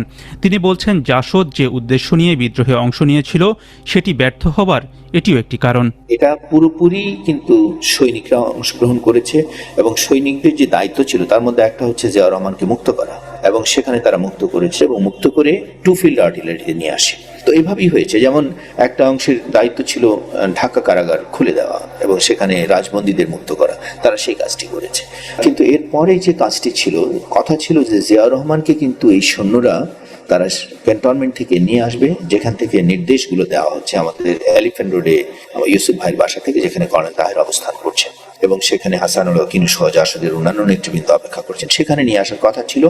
যে গ্রুপটা তাকে মুক্ত করেছে সেটা তারা করতে পারেনি, ব্যর্থ হয়েছে একদম। একটু মানে জিয়াউর রহমান বলেছেন যে তার বন্ধু এবং তাকেই যেন তারা এখানে নিয়ে আসে ক্যান্টনমেন্টে। তো এবং এইভাবে একটু প্রতারিত হয়েছে তারা, তাকে রেখেই তাদের উপর যে সুনির্দিষ্ট নির্দেশ ছিল যে তাকে নিয়ে আসা, সেই কাজটি তারা করতে পারেনি এবং এই অভ্যুত্থানে ব্যর্থতার অন্যতম কারণও কিন্তু এটি। আনোয়ার হোসেন বলছেন, জিয়াউর রহমানের রেডিও ভাষণের পর অভ্যুত্থানে গণবাহিনীর ভূমিকা চাপা পড়ে যায় এবং সাধারণ মানুষের মধ্যে একটি ধারণা জন্মে যে এটি পুরোপুরি জিয়াউর রহমানের অভ্যুত্থান। 7ই নভেম্বরের পর ক্ষমতার কেন্দ্রে চলে আসেন জিয়াউর রহমান। 7ই নভেম্বর সকালেই কর্নেল কে এন হুদার সাথে ঢাকায় রংপুর থেকে আসা 10 বেঙ্গল রেজিমেন্টে হত্যা করা হয় Khaled Mosharraf, colonel K N Huda এবং লেফটেন্যান্ট কর্নেল এটিএম হায়দারকে। এর কিছুদিন পর 24শে নভেম্বর কর্নেল তাহেরকে গ্রেফতার করা হয় এবং 1976 সালের 21শে জুলাই রাষ্ট্রদ্রোহিতার অভিযোগে তাকে ফাঁসি দেওয়া হয়। দীর্ঘদিন পর 2013 সালে সুপ্রিম কোর্ট এক রায়ে কর্নেল তাহেরের সেই বিচারকে অবৈধ এবং অসাংবিধানিক হিসেবে ঘোষণা করে। 1981 সাল পর্যন্ত উপপ্রধান সামরিক আইন প্রশাসক এবং পরবর্তীতে প্রেসিডেন্ট হিসেবে দায়িত্ব পালন করেন জিয়াউর রহমান। 1981 সালের মে মাসে এক ব্যর্থ সামরিক অভ্যুত্থানে তাকে হত্যা করা হয়। তাহলে আমরা রক্তস্নাত 75-এর হচ্ছে কিছু জিনিস আমরা দেখলাম যে ওই সময় আসলে কিভাবে মানে আমাদের যারা ফ্রন্ট লাইনে লড়াই করেছেন, হ্যাঁ, তারা নিজেদের মধ্যে কিভাবে লড়াইয়ে লিপ্ত হলেন এবং অগাস্টের পর হচ্ছে গিয়ে যে মানে আপনার পাল্টা অভ্যুত্থান। কারণ অগাস্টের পর যখন খন্দকার মোস্তাক ক্ষমতায় আসলেন, তখন আসার পর অনেকদিন পর্যন্ত মাস দুয়েক মোটামুটি ঠিক ছিল, সবকিছু তার কন্ট্রোলেই ছিল। এরপর গিয়ে মূলত হচ্ছে দেখা গেল কি যে কোনো রিভোল্ট যখন আসছিল না, তখন খালেদ মোশাররফ প্রথম আসলে হচ্ছে উনি অভ্যুত্থান করেন, মানে পাল্টা অভ্যুত্থান। খালেদ মোশাররফ সেই 2 নম্বর সেক্টর কমান্ডার, এবং উনি মেনে নিতে পারছিলেন না যে বঙ্গবন্ধুকে সপরিবারে হত্যা করা হলো, মানে কিভাবে হচ্ছে গিয়ে তারা মানে করতে পারে, মানে কোনো প্রতিরোধ এখানে নাই। তো ওই চিন্তা থেকে হচ্ছে উনি পাল্টা অভ্যুত্থান করে, এটাতে সফল হন। তবে যেটা ছিল, উনি এই অভ্যুত্থানটাকে প্রপারলি মানে রান করতে পারেন নাই, কারণ তখন হচ্ছে দেশে ওই যে বললো না যে সরকারবিহীন একটা অবস্থা, এটা কিন্তু তখন আসলেই ছিল, যে চারিদিকে মানে যে যার মতো করতেছে, কোনো কন্ট্রোল নাই কোনো দিকেই। তো ওই থেকে মানে ওই পরিস্থিতি থেকে তখন অলরেডি কিন্তু গণবাহিনী সক্রিয়, তারা অলরেডি কর্নেল তাহেরের নেতৃত্বে তারা আর্মিতে কাজ করতেছে, এবং তাদের যেহেতু টার্গেট ছিল সমাজতন্ত্র আনা, তারা আর্মির মধ্যে একটা জিনিস ডিপ্লয় করার চেষ্টা করতেছিল যে এখানে কোনো বৈষম্য হবে না, এবং আর্মি এবং শ্রমিক অর্থাৎ অফিসার এবং শ্রমিকদের মধ্যে এরকম যাতে কোনো দূরত্ব না থাকে, হ্যাঁ, এরকম একটা তারা প্রচার করতেছিল। এবং ওই জিনিসটা তারা চাইছিল যে যে আর্মির মধ্যে যে চেঞ্জটা, এখানে যে সমাজতান্ত্রিক একটা কন্টেন্ট যাতে অ্যাড করা যায়, এখানে কোনো যাতে বৈষম্য না হয়, এটা তারা মেজর জিয়ার মাধ্যমে হচ্ছে করবেন, এরকম তাদের একটা প্ল্যানিং ছিল। কারণ জিয়া রহমান তখন খুবই জনপ্রিয়, হ্যাঁ, এবং উনাকে যখন খালেদ মোশাররফ গ্রেফতার করলেন, করার পর উনি কর্নেল তাহেরকে বললেন মুক্ত করার জন্য, পরে তারা হচ্ছে গিয়ে মুক্ত করলো, হ্যাঁ। কিন্তু জিয়া রহমান উনি একটু কৌশলী ছিলেন এবং আর্মির মধ্যে উনি জনপ্রিয়। তো উনি চিন্তা করলেন যে না, এভাবে যদি হচ্ছে ঘোষণা দেওয়া হয় তো এটা কাইন্ড অফ কিন্তু হচ্ছে মানে ইউজড হয়ে যাওয়া, হ্যাঁ। এই কারণে উনি অপেক্ষা করে ঘটনাটা পর্যবেক্ষণ করলেন, এবং কর্নেল তাহেররা যেহেতু হচ্ছে গিয়ে এটা মানে প্রপারলি উনারাও এটাকে এক্সিকিউট করতে পারেন নাই, কারণ সেনা মানে যারা সৈনিকরা ছিল তারা অংশগ্রহণ করেছিল শুরুতেই, বাট মানে সময়ের প্রেক্ষাপটে ওই বলে না যে সময়ই হচ্ছে গিয়ে নায়ক বানায় দেয়। হ্যাঁ, জিয়া রহমান কিন্তু ওভাবেই হচ্ছে মানে সময়ের পরিক্রমায় উনি হচ্ছে ফ্রন্টে চলে আসলেন, এবং উনার কিন্তু ছিল যে মানে wait and see, wait and observe, প্রচন্ড বিচক্ষণ মানুষ ছিলেন, বাট ওই সময় পরিক্রমায় উনি ফ্রন্টে চলে আসেন এবং কর্নেল তাহেরা হচ্ছে পিছন দিকে চলে যান, হ্যাঁ। এভাবে হচ্ছে 75-এর মানে ব্যাপারটা পুরো অগ্রসর হয়, এবং এর পরবর্তী দেখতে পাই আসলে আমাদের মূলত জিয়া রহমান হচ্ছে ফ্রন্টে চলে আসেন। তো আমাদের 75 থেকে 90 পর্যন্ত অনেকেই দায়িত্ব পালন করেছেন, আমরা যদি পুরো আমাদের হিস্ট্রি দেখে একদম 72 পর্যন্ত আসলে। তো এখানের মধ্যে হচ্ছে শেখ মুজিবুর রহমান ছিলেন, সৈয়দ নজরুল ইসলাম, তারপর হচ্ছে আবু সাইদ চৌধুরী, স্পিকার মোহাম্মদুল্লাহ, তারপর বঙ্গবন্ধু শেখ মুজিবুর রহমান, খন্দকার মোস্তাক হাসানের এরপর আবু সাদাত মোহাম্মদ সায়েম, জিয়াউর রহমান, আব্দুস সাত্তার, আফমা হাসানুদ্দিন চৌধুরী, এরপর এরশাদ শাহাবুদ্দিন আহমেদ, এরকম অনেকে এসেছিলেন। মোস্তাক যেটা ছিলেন যে উনাকে তো বঙ্গবন্ধুকে হত্যা করার পর মোস্তাক এর আগ পর্যন্ত কিন্তু বাণিজ্য মন্ত্রী ছিলেন, এবং মজার ব্যাপার হচ্ছে কি যে খন্দকার মোস্তাক সে কিন্তু বাকশালের চতুর্থ মেম্বার ছিলেন। যখন বাকশাল গঠন করা হয় তখন মজার ব্যাপার হচ্ছে কি আওয়ামী লীগের সবাই কিন্তু বাকশালের সঙ্গে সহমত পোষণ করেন নাই। যেমন তাজউদ্দিন আহমেদ, উনি কিন্তু বাকশালকে মেনে নিতে পারেন নাই, উনি বঙ্গবন্ধুকে ডিরেক্ট বলেছিলেন যে মুজিব ভাই এটা ঠিক হচ্ছে না, আপনি আর আমি মিলে হচ্ছে গত 25 বছর ধরে হচ্ছে আমরা গণতন্ত্রের কথা বলেছি, বাট আপনি যখন বাকশাল চালু করছেন এটা মানে কিন্তু হচ্ছে একদম সরাসরি মানে আমরা জনগণকে যে এতদিন ধরে যে কথাটা বলেছি এটার পুরো বিপরীতে চলে যাই, হ্যাঁ। এবং আপনার এই যে বাকশালটা, এখন বাকশাল থেকে কেউ যদি আপনাকে সরাতে চায়, হ্যাঁ, এটার একটা মাত্র হচ্ছে গিয়ে পদ্ধতি থাকবে, সেটা হচ্ছে মানে একটা জিনিসই মানে আপনাকে এই জায়গা থেকে সরাতে পারে, সেটা হচ্ছে বুলেট। এবং এটাই কিন্তু পরবর্তীতে সত্যি হয়ে যায়, হ্যাঁ। এই ঘটনাটা মানে এটা ফোনের মাধ্যমে হচ্ছে বলেছিল, এটা আমি পড়েছিলাম একটা বইয়ের মধ্যে, তো এটা শেয়ার করা যে ওই সময় তাজউদ্দিন আহমেদ কিন্তু এসেছিল। তো মোস্তাক সে কিন্তু সবার আগে বাকশালে লাফায় লাফায় জয়েন করছে।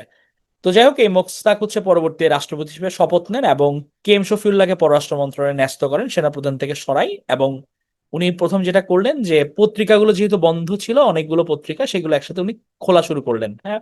এবং আগস্টে রক্ষী বাহিনী বিলুপ্ত করে সামরিক বাহিনীর সঙ্গে একত্র করেন, উনি রক্ষী বাহিনীটা বন্ধ করে দেন। খন্দকার মোস্তাকের পর হচ্ছে যিনি ক্ষমতায় আসেন তিনি হচ্ছে আবু সাদাত মোহাম্মদ সাহেব, স্বাধীন বাংলাদেশের প্রথম প্রধান বিচারপতি ছিলেন উনি। উনি সাংবিধানিক নিয়মে রাষ্ট্রপতি হন। জিয়াউর রহমানের কাছে উনি ক্ষমতাচ্যুত হয়েছিলেন কারণ উনি অসুস্থ ছিলেন, পরে জিয়াউর রহমানের পক্ষে উনি পদত্যাগের ঘোষণা দেন। এরপর মূলত হচ্ছে গিয়ে ফ্রন্টে চলে আসেন জিয়াউর রহমান, উনি দায়িত্ব গ্রহণ করেন। তো জিয়াউর রহমানের উনি এখনকার পার্সপেক্টিভে খুবই গুরুত্বপূর্ণ। আমরা জানি যে উনি স্বাধীনতার ঘোষণা দিয়েছিলেন 26 মার্চ 1971 সালে। 1 নম্বর সেক্টরের সেক্টর কমান্ডার ছিলেন, জেড ফোর্সের ব্রিগেড কমান্ডার। আবার উনি কিন্তু শুধু 1 নম্বর না, 11 নম্বর সেক্টরেও কিন্তু উনি দায়িত্ব পালন করেছিলেন। উনি উপসেনা প্রধান ছিলেন 15 আগস্ট, এবং 25 আগস্টে হচ্ছে সেনা প্রধান হন। এবং খালেদ মোশাররফ হচ্ছে তাকে গ্রেফতার করে, হচ্ছে মানে বন্দি করে, গৃহবন্দী করে হচ্ছে 3রা নভেম্বর। এবং পাল্টা অভ্যুত্থানে উনি মুক্ত হন হচ্ছে 1975 সালের 7 নভেম্বর, এবং আজকে 7 নভেম্বর আমরা জানি যে বিপ্লব এবং সংহতি দিবস হিসেবে পালন করা হয় 7 নভেম্বরকে। হ্যাঁ, কারণ উনাকে যেহেতু সৈনিকরা মুক্ত করেছিল ওই দিনটাকে সেলিব্রেট করার জন্য। তো বিচারপতি যখন সায়েম ছিলেন রাষ্ট্রপতি, তখন উনি মেজর জিয়া রহমান সামরিক আইন প্রশাসক ছিলেন। উনি রাষ্ট্রপতি হিসেবে শপথ গ্রহণ করেন এবং প্রধানমন্ত্রী নিয়োগ করেছিলেন শাহ আজিজকে। উনি দেশের ইতিহাসে প্রথম নির্বাচিত রাষ্ট্রপতি হন, দেশের ইতিহাসে প্রথম নির্বাচিত রাষ্ট্রপতি 3রা জুন 1978 সালে। বিএনপি প্রতিষ্ঠা করেন উনি 1 সেপ্টেম্বর 1978-এ বিএনপি প্রতিষ্ঠা করেন। উনার একটা বিখ্যাত কর্মসূচি ছিল 19 দফা কর্মসূচি, এগুলো খুব গুরুত্বপূর্ণ। হ্যাঁ, উনার 19 দফা কর্মসূচি। উনি 21 পদক প্রবর্তন করেন 1976 সালে। হ্যাঁ, এবং গ্রাম প্রতিরক্ষা বাহিনী গঠন করেন। 30 মে 1981 সালে চট্টগ্রামে একটা সামরিক অভ্যুত্থানে উনি নিহত হন। তো জিয়া রহমানের এই ইনফরমেশন গুলো খুবই গুরুত্বপূর্ণ, এখন এগুলো একটু মনে রাখতে হবে, ঠিক আছে? তাহলে দেশের ইতিহাসে প্রথম নির্বাচিত রাষ্ট্রপতি, তারপর হচ্ছে 19 দফা কর্মসূচি, 21 পদক প্রবর্তন, হ্যাঁ, এগুলো খুব গুরুত্বপূর্ণ। তো এটা ছাড়াও আসলে উনি আরো কিছু গুরুত্বপূর্ণ কাজ করেছেন, যেটা আমরা পরবর্তীতে আরো পড়বো। তো বিএনপি আমরা জানি 1 সেপ্টেম্বর 1978 সালে প্রতিষ্ঠা হয় রাষ্ট্রপতি জিয়া রহমানের হাত ধরে। জাতীয়তাবাদী গণতান্ত্রিক দল, জাগদল ছিল হচ্ছে বিএনপির প্রতিষ্ঠাকালীন নাম, এবং উনার যে দফা 19 দফা, হ্যাঁ, এটা। তো সামরিক অভ্যুত্থানে হচ্ছে জিয়া রহমানও কিন্তু নিহত হন 1981 সালে। আমরা এখন জিয়া হত্যাকাণ্ড নিয়ে একটা ভিডিও দেখে আসবো, যাতে কনসেপ্ট গুলো ক্লিয়ার হয়। আমি অনেকগুলো ভিডিও দেখাচ্ছি, কারণ জিনিসগুলো বলার চেয়ে যদি হচ্ছে আমরা ভিডিওগুলো দেখি তাহলে এটা অনেকটা ক্লিয়ার হবে। হ্যাঁ, আর মানে বিবিসির ভিডিওগুলো কিন্তু হচ্ছে মোটামুটি তথ্যচিত্র নির্ভর, এখানে তারা কোনো পলিটিক্যাল এজেন্ডা বাস্তবায়নের জন্য তারা এগুলো করে না। ওই হিসাবে হচ্ছে এগুলো বেশ মানে তথ্যবহুল আর কি। তো এগুলো আমরা নির্দ্বিধায় দেখে অ্যাটলিস্ট মানে নলেজটা ফর্ম করতে পারি। হ্যাঁ, মানে পরীক্ষায় আসার জন্য আসলে যতটুকু দরকার, এর বেশি কিছু না। তো আমরা জিয়া রহমানের হত্যাকাণ্ড নিয়ে একটা ভিডিও একটু দেখে আসি।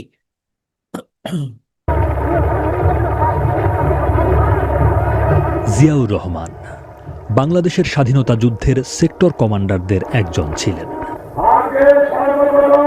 মধ্যম সারির একজন সেনা কর্মকর্তা থেকে সেনা প্রধান এবং পরবর্তীতে ঘটনা পরিক্রমায় রাষ্ট্রপতি হন তিনি।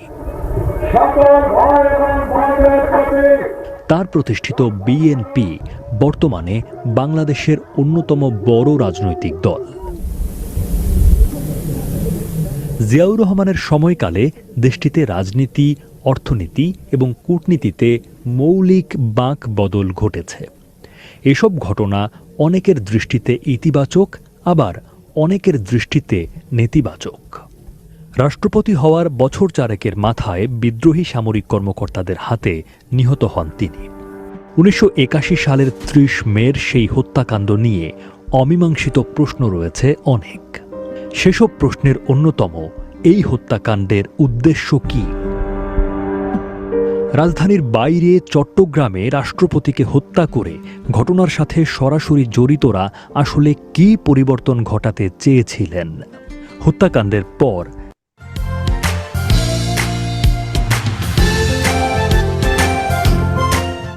30 মে সকালে সেই ঘটনায় জড়িতদের নির্দেশে ঘটনাস্থল চট্টগ্রাম সার্কিট হাউসে যেতে হয়েছিল সেনাবাহিনীর তৎকালীন মেজর রেজাউল করিম রেজাকে। পরে তাকে চট্টগ্রাম সেনানিবাসে ফিরে তৎকালীন জিওসি মেজর জেনারেল আবুল মঞ্জুরের প্রধান নিরাপত্তা কর্মকর্তার দায়িত্ব নিতে বাধ্য করা হয়েছিল। বিবিসি বাংলাকে দেয়া সাক্ষাৎকারে মেজর রেজার ভাষ্য, জড়িতদের অনেকের কাছ থেকে তিনি এই তথ্য পেয়েছিলেন যে গভীর রাতে কালুরঘাট ব্রিজের কাছে একটি পাহাড়ে নিয়ে জিয়াউর রহমানকে বন্দি করে এনে চাপ সৃষ্টির ব্যাপারে তাদের ব্রিফ করা হয়েছিল। ওই দলটির নেতৃত্বে থাকা কর্নেল মতিউর রহমান এই ব্রিফিং দিয়েছিলেন। জিয়াকে বন্দি করে চাপ সৃষ্টির মাধ্যমে কি দাবি আদায় করতে চেয়েছিলেন তারা? সেনাপ্রধানের পদ থেকে জেনারেল এরশাদকে আচ্ছা, just a minute, screen share, হ্যাঁ মিটে, ঠিক আছে। অপসারণ করে জেনারেল মঞ্জুর বা অন্য কোনো মুক্তিযোদ্ধা অফিসারকে ওই পদে নিয়োগ দেয়া হোক, এরকমটাই চেয়েছিলেন বিদ্রোহে জড়িত সেনা কর্মকর্তারা। তাদের অনেকের কাছ থেকে এই তথ্য পেয়েছিলেন মেজর রেজা। একই সাথে পাকিস্তান প্রত্যাগত বা অমুক্তিযোদ্ধা আরও যে কর্মকর্তারা সেনাবাহিনীর বিভিন্ন উচ্চ পদে ছিলেন তাদের সরিয়ে মুক্তিযোদ্ধা কর্মকর্তাদের সেসব পদে নিয়ে আসার দাবিও জানাচ্ছিলেন তারা। মূলত এই দুটি ছিল তাদের মূল দাবি। জেনারেল ইব্রাহিমও সামরিক আদালতে অভিযুক্তদের কাছ থেকে একই ধরনের তথ্য পাওয়ার কথা জানিয়েছেন। মেজর রেজা অবশ্য বলেছেন, জিয়াউর রহমানের মন্ত্রিসভায় পাকিস্তানপন্থী মন্ত্রীদের সরানোরও দাবি ছিল। চট্টগ্রাম সেনানিবাসে এনে দাবি আদায়ে চাপ সৃষ্টি করা হবে এরকম একটি পরিকল্পনার বিষয়ে ওই সেনানিবাসের কিছু কর্মকর্তা জানতেন। অবসরপ্রাপ্ত মেজর জেনারেল সৈয়দ মোহাম্মদ ইব্রাহিমও সামরিক আদালতে অভিযুক্তদের কাছ থেকে একই ধরনের তথ্য পাওয়ার কথা জানিয়েছেন। সামরিক আদালতে অভিযুক্তদের আত্মপক্ষ সমর্থনের জন্য ডিফেন্ডিং অফিসার হিসেবে তৎকালীন কর্নেল পদবীর অফিসার ইব্রাহিম সহ ৩ জন সেনা কর্মকর্তাকে নিয়োগ করা হয়েছিল। মেজর রেজাউল করিমের পর্যবেক্ষণ বলছে, জিয়াউর রহমানকে হত্যা এবং হত্যাকাণ্ডের পরে রাষ্ট্র ক্ষমতা দখল করা এমন পরিকল্পনার কোনো ইঙ্গিত চট্টগ্রাম সেনানিবাসে ছিল না। হত্যাকাণ্ড এবং চট্টগ্রাম সেনানিবাসে তার পরের ঘটনা প্রবাহ কোনো পরিকল্পনা ছাড়াই এবং নিয়ন্ত্রণহীনভাবে চলেছে বলেই তার মনে হয়েছে। যারা হত্যাকাণ্ড ঘটিয়েছিলেন ঘটনার 2 দিনের মধ্যেই তাদের দমন করা হয়।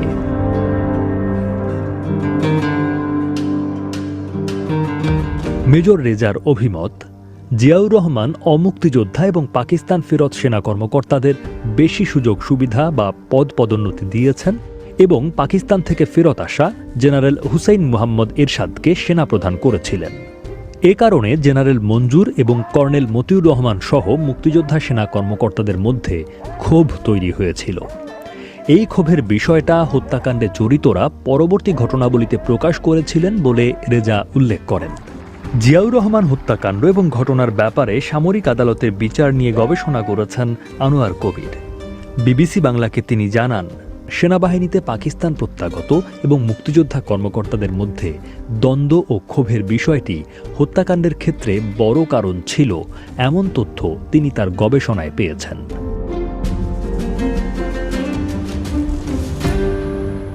ঘটনায় জড়িতদের কাছ থেকে মেজর রেজা যা শুনেছিলেন তা হচ্ছে, কর্নেল মতিউর রহমান এবং লেফটেন্যান্ট কর্নেল মেহবুবুর রহমানের নেতৃত্বে সেনা কর্মকর্তা এবং সদস্যদের একটি দল 30শে মে ভোর রাতে যখন চট্টগ্রাম সার্কিট হাউজের কাছে যায় তখন আকস্মিকভাবে এই দল সার্কিট হাউজের দিকে রকেট নিক্ষেপ করে।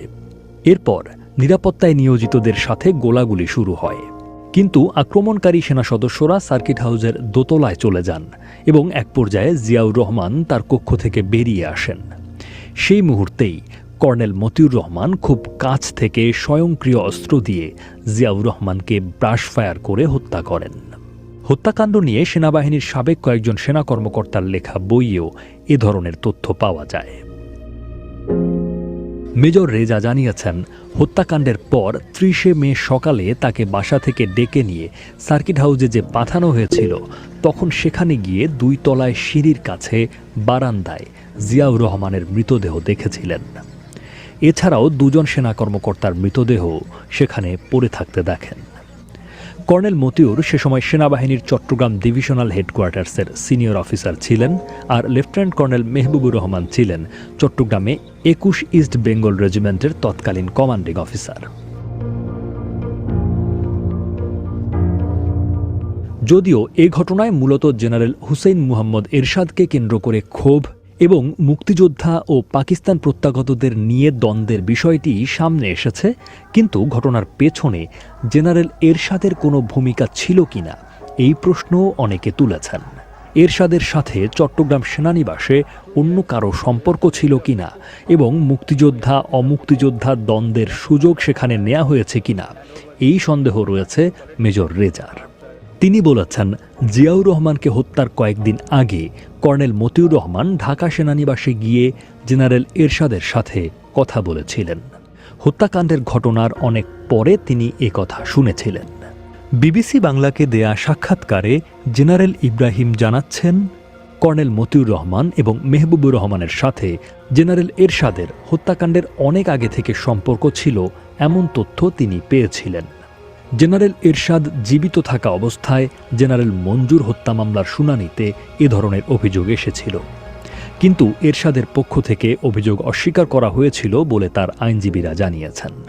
মেজর রেজা বলেছেন, তিনি নিজে দেখেছেন যে 30শে মে ঢাকা সেনানিবাস থেকে জেনারেল এরশাদ জেনারেল মঞ্জুরকে পরপর দুবার টেলিফোন করেছিলেন কথা বলার জন্য, কিন্তু মঞ্জুর কথা বলেননি। This is your brain when you're struggling to focus. And this is your brain when you're in the zone. But get সেই সময়ে সেনাবাহিনীর 24 পদাতিক ডিভিশনের জিওসি ছিলেন মেজর জেনারেল আবুল মঞ্জুর। তার ভূমিকা সম্পর্কে নানা রকম বক্তব্য পাওয়া যায়। মেজর রেজাউল করিম রেজার ধারণা, জেনারেল মঞ্জুর জিয়াউর রহমানকে হত্যার বিষয়টি আগে জানতেন না এবং ঘটনা ঘটে যাওয়ার পর তা জেনেছেন। সার্কিট হাউস থেকে চট্টগ্রাম সেনানিবাসে ফেরার পর মেজর রেজার কাছে সার্কিট হাউসের বিষয়ে জানতে চাইলে তিনি মৃতদেহ পড়ে থাকার বর্ণনা দিয়েছিলেন। তখন জেনারেল মঞ্জুর তাকে বারবার বলেছিলেন, ওহ হোয়াট হ্যাভ দে ডান, ওরা কি করেছে। তবে ঘটনাপ্রবাহ বিশ্লেষণ করে জেনারেল ইব্রাহিম মনে করেন, জেনারেল মঞ্জুর চট্টগ্রামে জিওসির দায়িত্বে থাকার সময় আগেও জিয়াউর রহমানকে হত্যার একাধিকবার ব্যর্থ চেষ্টা হয়েছিল। ফলে হত্যাকাণ্ডের ঘটনা জেনারেল মঞ্জুর জানতেন না, এটা মানতে রাজি নন জেনারেল ইব্রাহিম। ইব্রাহিম উল্লেখ করেন, মতিউর রহমান এবং জেনারেল মঞ্জুরের মধ্যে ঘনিষ্ঠ সম্পর্ক ছিল। এছাড়া মেহবুবুর রহমান সম্পর্কে জেনারেল মঞ্জুরের ভাগ্নে ছিলেন।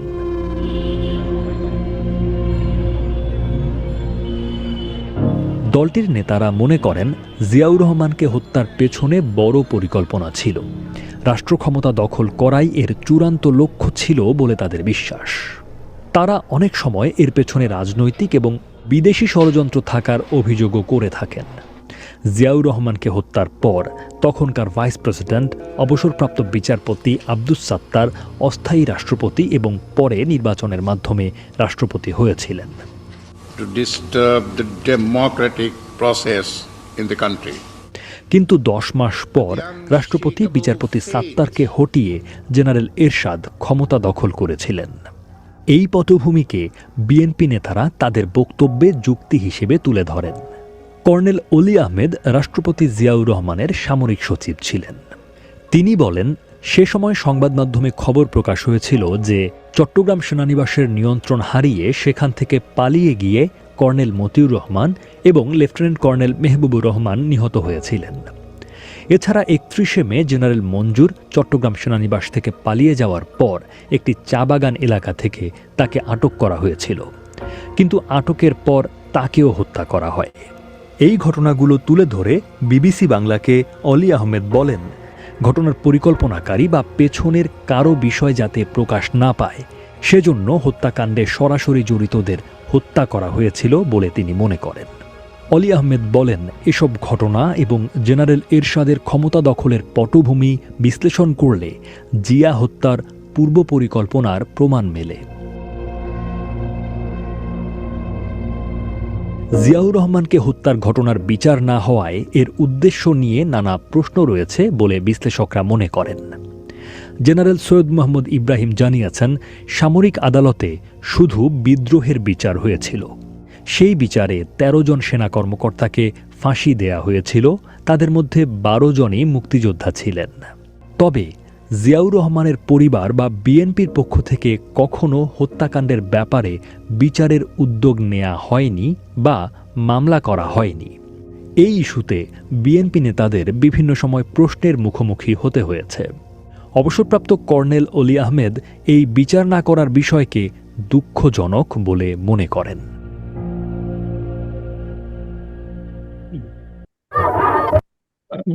আচ্ছা, তাহলে আমরা আরেকটা ভিডিও দেখলাম।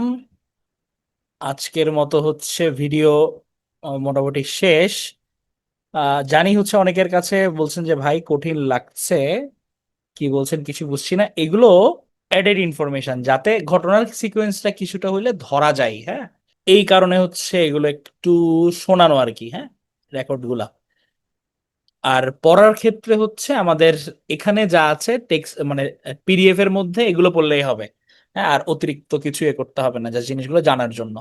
তো তাহলে জিয়াউর রহমানের মৃত্যুর পর হচ্ছে উপরাষ্ট্রপতি থেকে রাষ্ট্রপতি হয়েছিলেন বিচারপতি আব্দুস সাত্তার, এবং প্রেসিডেন্ট নির্বাচনে বিজয়ী হয়ে উনি প্রেসিডেন্ট হন 1981 সালের 15 নভেম্বর এবং পরবর্তীতে হুসেন মোহাম্মদ এরশাদের কাছে উনি অভ্যুত্থানে একটা ক্ষমতাচ্যুত হয়েছিলেন 1982 সালে।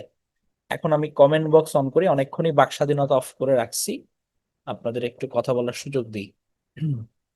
প্রথম কথা, এটা অনেকের কাছে প্যাচ লাগবে যারা হচ্ছে এগুলো আমরা পড়ি নাই, কারণ ঘটনাগুলো এতভাবে লিঙ্কড আপ, এগুলো হচ্ছে মানে মাথায় না থাকাটা আমি খুব একটা দোষের বলি না, যদিও এটা আমাদের জানা উচিত ছিল, উচিত সবারই।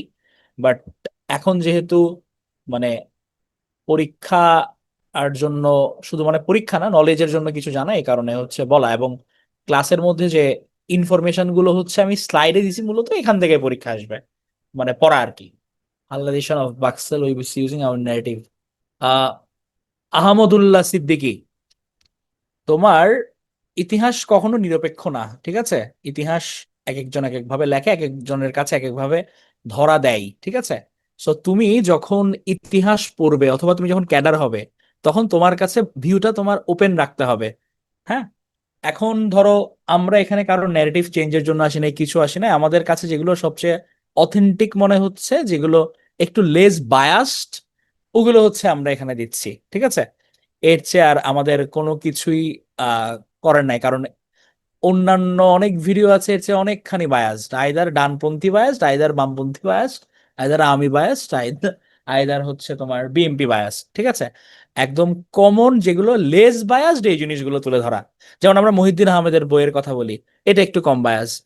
হ্যাঁ, যেমন হচ্ছে বিবিসির ভিডিওগুলো, এগুলো একটু কম বায়াসড। হ্যাঁ, ওই জিনিসগুলো হচ্ছে গিয়ে তোমার সামনে তুলে ধরা।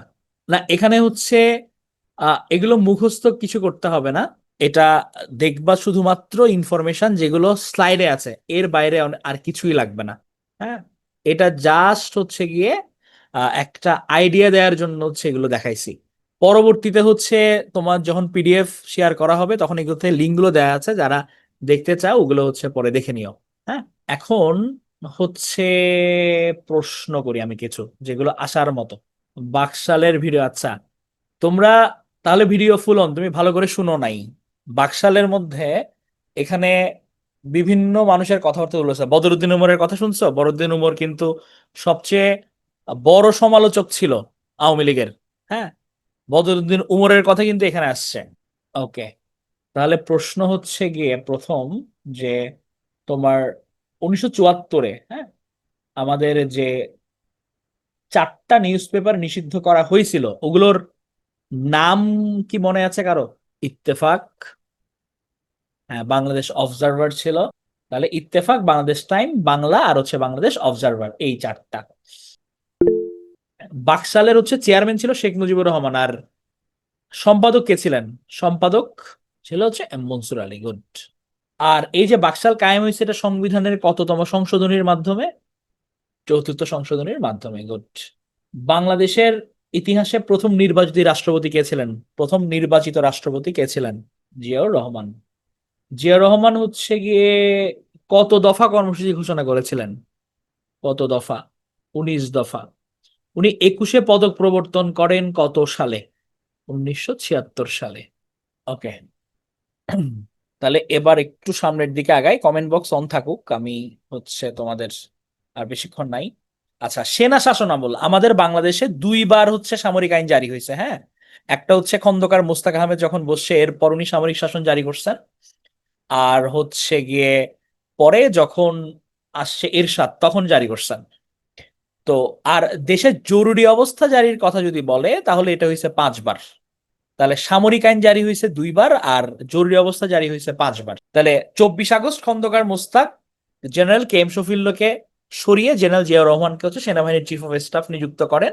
এরপর তো হচ্ছে খালেদ মোশাররফের নেতৃত্বে হচ্ছে প্রথম সেনা অভ্যুত্থান সংগঠিত হয় 3রা নভেম্বর, এবং খন্দকার মোস্তাকের পতন ঘটার পর 7ই নভেম্বর যে পাল্টা অভ্যুত্থান, সেখানে জিয়াউর রহমান হচ্ছে ক্ষমতার কেন্দ্রবিন্দুতে চলে আসেন, এবং 7ই নভেম্বরকে মূলত জাতীয় বিপ্লব এবং সংহতি দিবস হিসেবে পালন করা হচ্ছে। তো পরবর্তীতে হচ্ছে রাষ্ট্রপতি পদে অধিষ্ঠিত হয় উনি 1977 সালে। সেনা শাসন আমল, এটা হচ্ছে 2য়বার।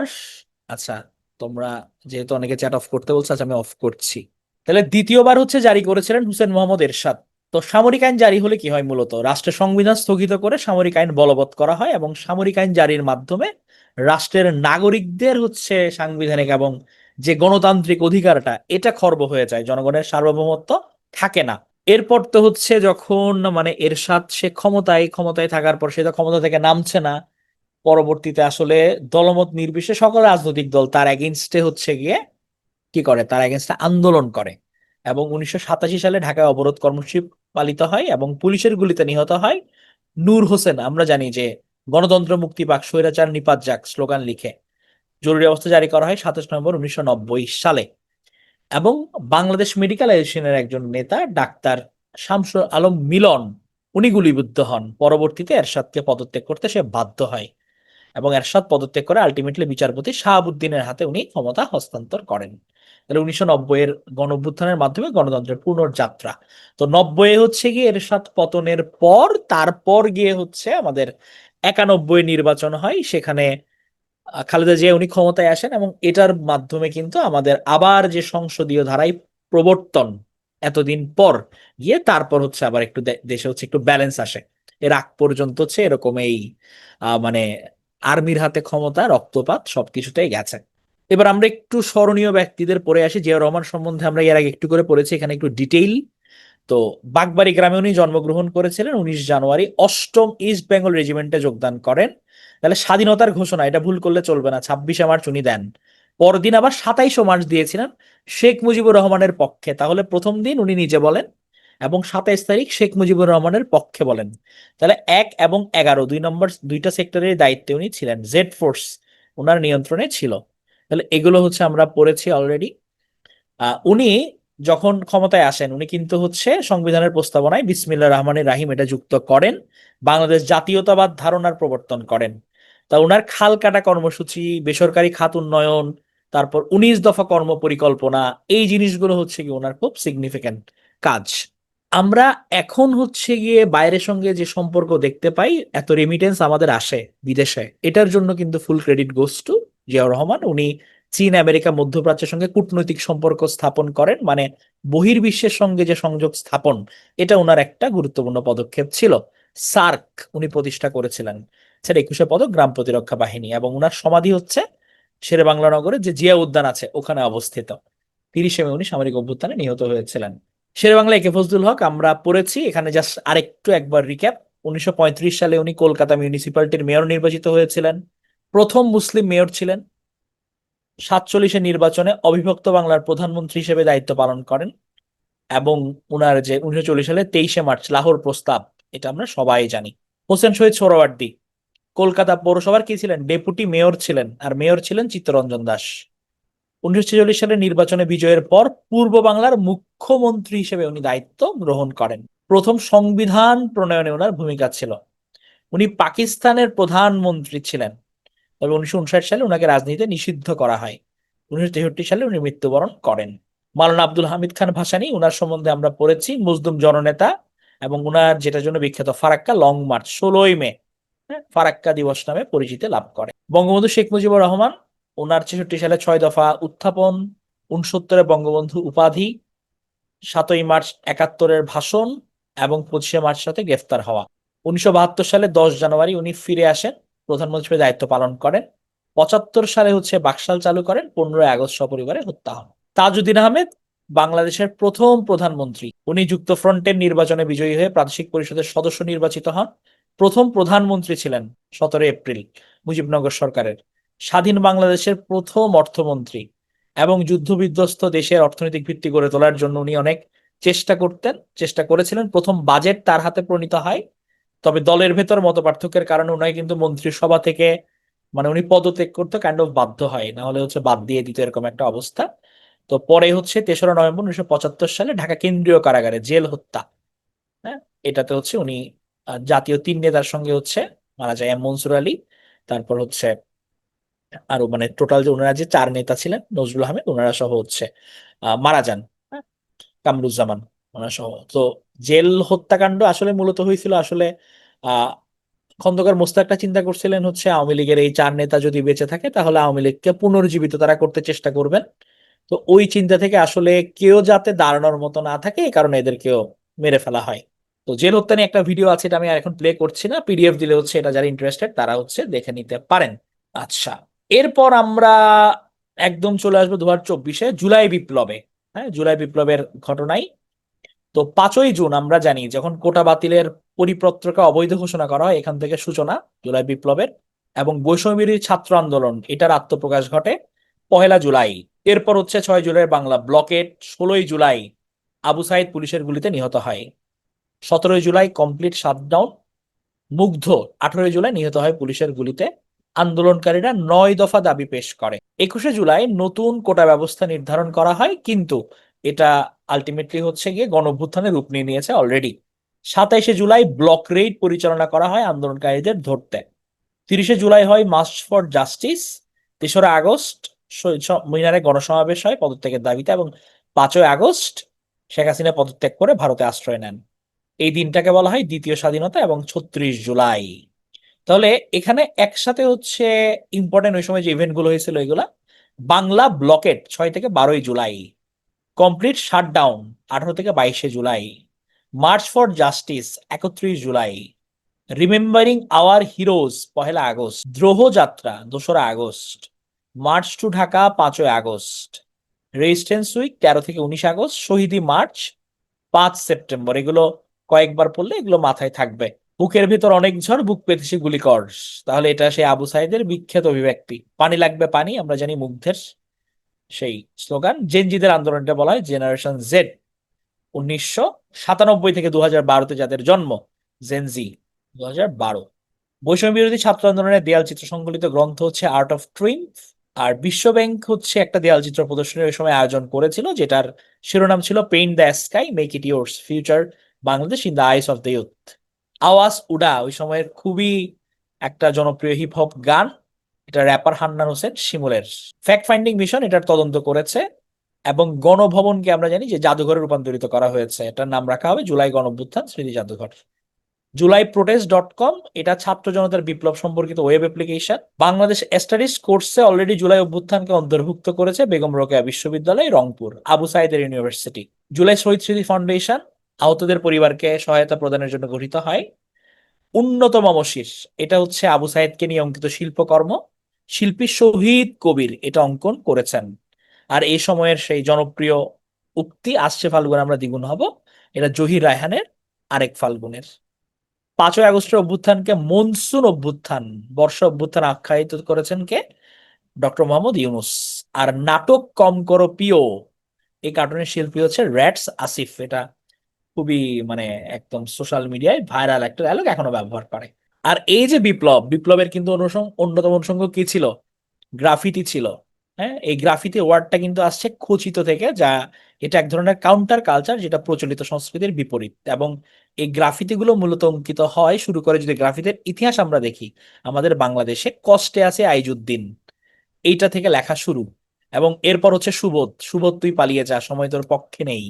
হ্যাঁ, আমরা অনেক দেখতে পাই গ্রাফিতির চল আসলে তখন থেকে ছিল। এবং গ্রাফিতি বিভিন্ন দেশে মূলত ব্যবহৃত হয়, যেটা এস্টাবলিশমেন্টের এগেনস্টে, যে আমার প্রচলিত ধারা, এটা যদি এই ধারা যখন শোষণ করে তখন এটার এগেনস্টে প্রতিবাদ হিসেবে গ্রাফিতি অঙ্কিত হয়। এবং অনেক গ্রাফিতির কিন্তু মূল স্রষ্টাকে পাওয়া যায় না। হ্যাঁ, এটা অনেকটা গোপনে অনেক অঙ্কন করেন। এবং গ্রাফিতির কারণে সরকার পতন, আমরা যেমন সিরিয়াতে বাশার আল আসাদের পতন, এটাতে কিন্তু হচ্ছে মানে গ্রাফিতির একটা বড় ভূমিকা ছিল। হ্যাঁ, সো গ্রাফিতি বিভিন্ন জায়গায় বেশ জনপ্রিয়। এখন একটু বাক স্বাধীনতা অন করে দিই। ওকে, সো মেইন কথা হচ্ছে গিয়ে যে আজকের ক্লাসে আমি বেশ কিছু ভিডিও দেখেছি যাদের ক্লিয়ার ছিল না, কনসেপ্টটা একটু ক্লিয়ার করার জন্য। সো এখানে ভয় পাওয়ার কিছু নাই, এত ডিপ লেভেল থেকে প্রশ্ন আসে না। বাট অ্যাজ এ ক্যান্ডিডেট তোমাদের ইতিহাসটা জানা দরকার, আপনাদের জানা দরকার, এই কারণে হচ্ছে বলা। স্লাইডে যেগুলো আছে এগুলো পড়লে আশা করি হচ্ছে হয়ে যাবে। হ্যাঁ হ্যাঁ, আমরা একদম শেষের দিকে আছি। 34 জুলাই ওটা কন্টিনিউ বলা হয়। হ্যাঁ, ক্লাস শেষের দিকে বলতে শেষই বলা যায়। আমি জাস্ট কিছু প্রশ্ন ধরবো। আচ্ছা, যারা একদম অধীর আগ্রহে অপেক্ষা করছো তাদের জন্য এই স্লাইড। ধন্যবাদ।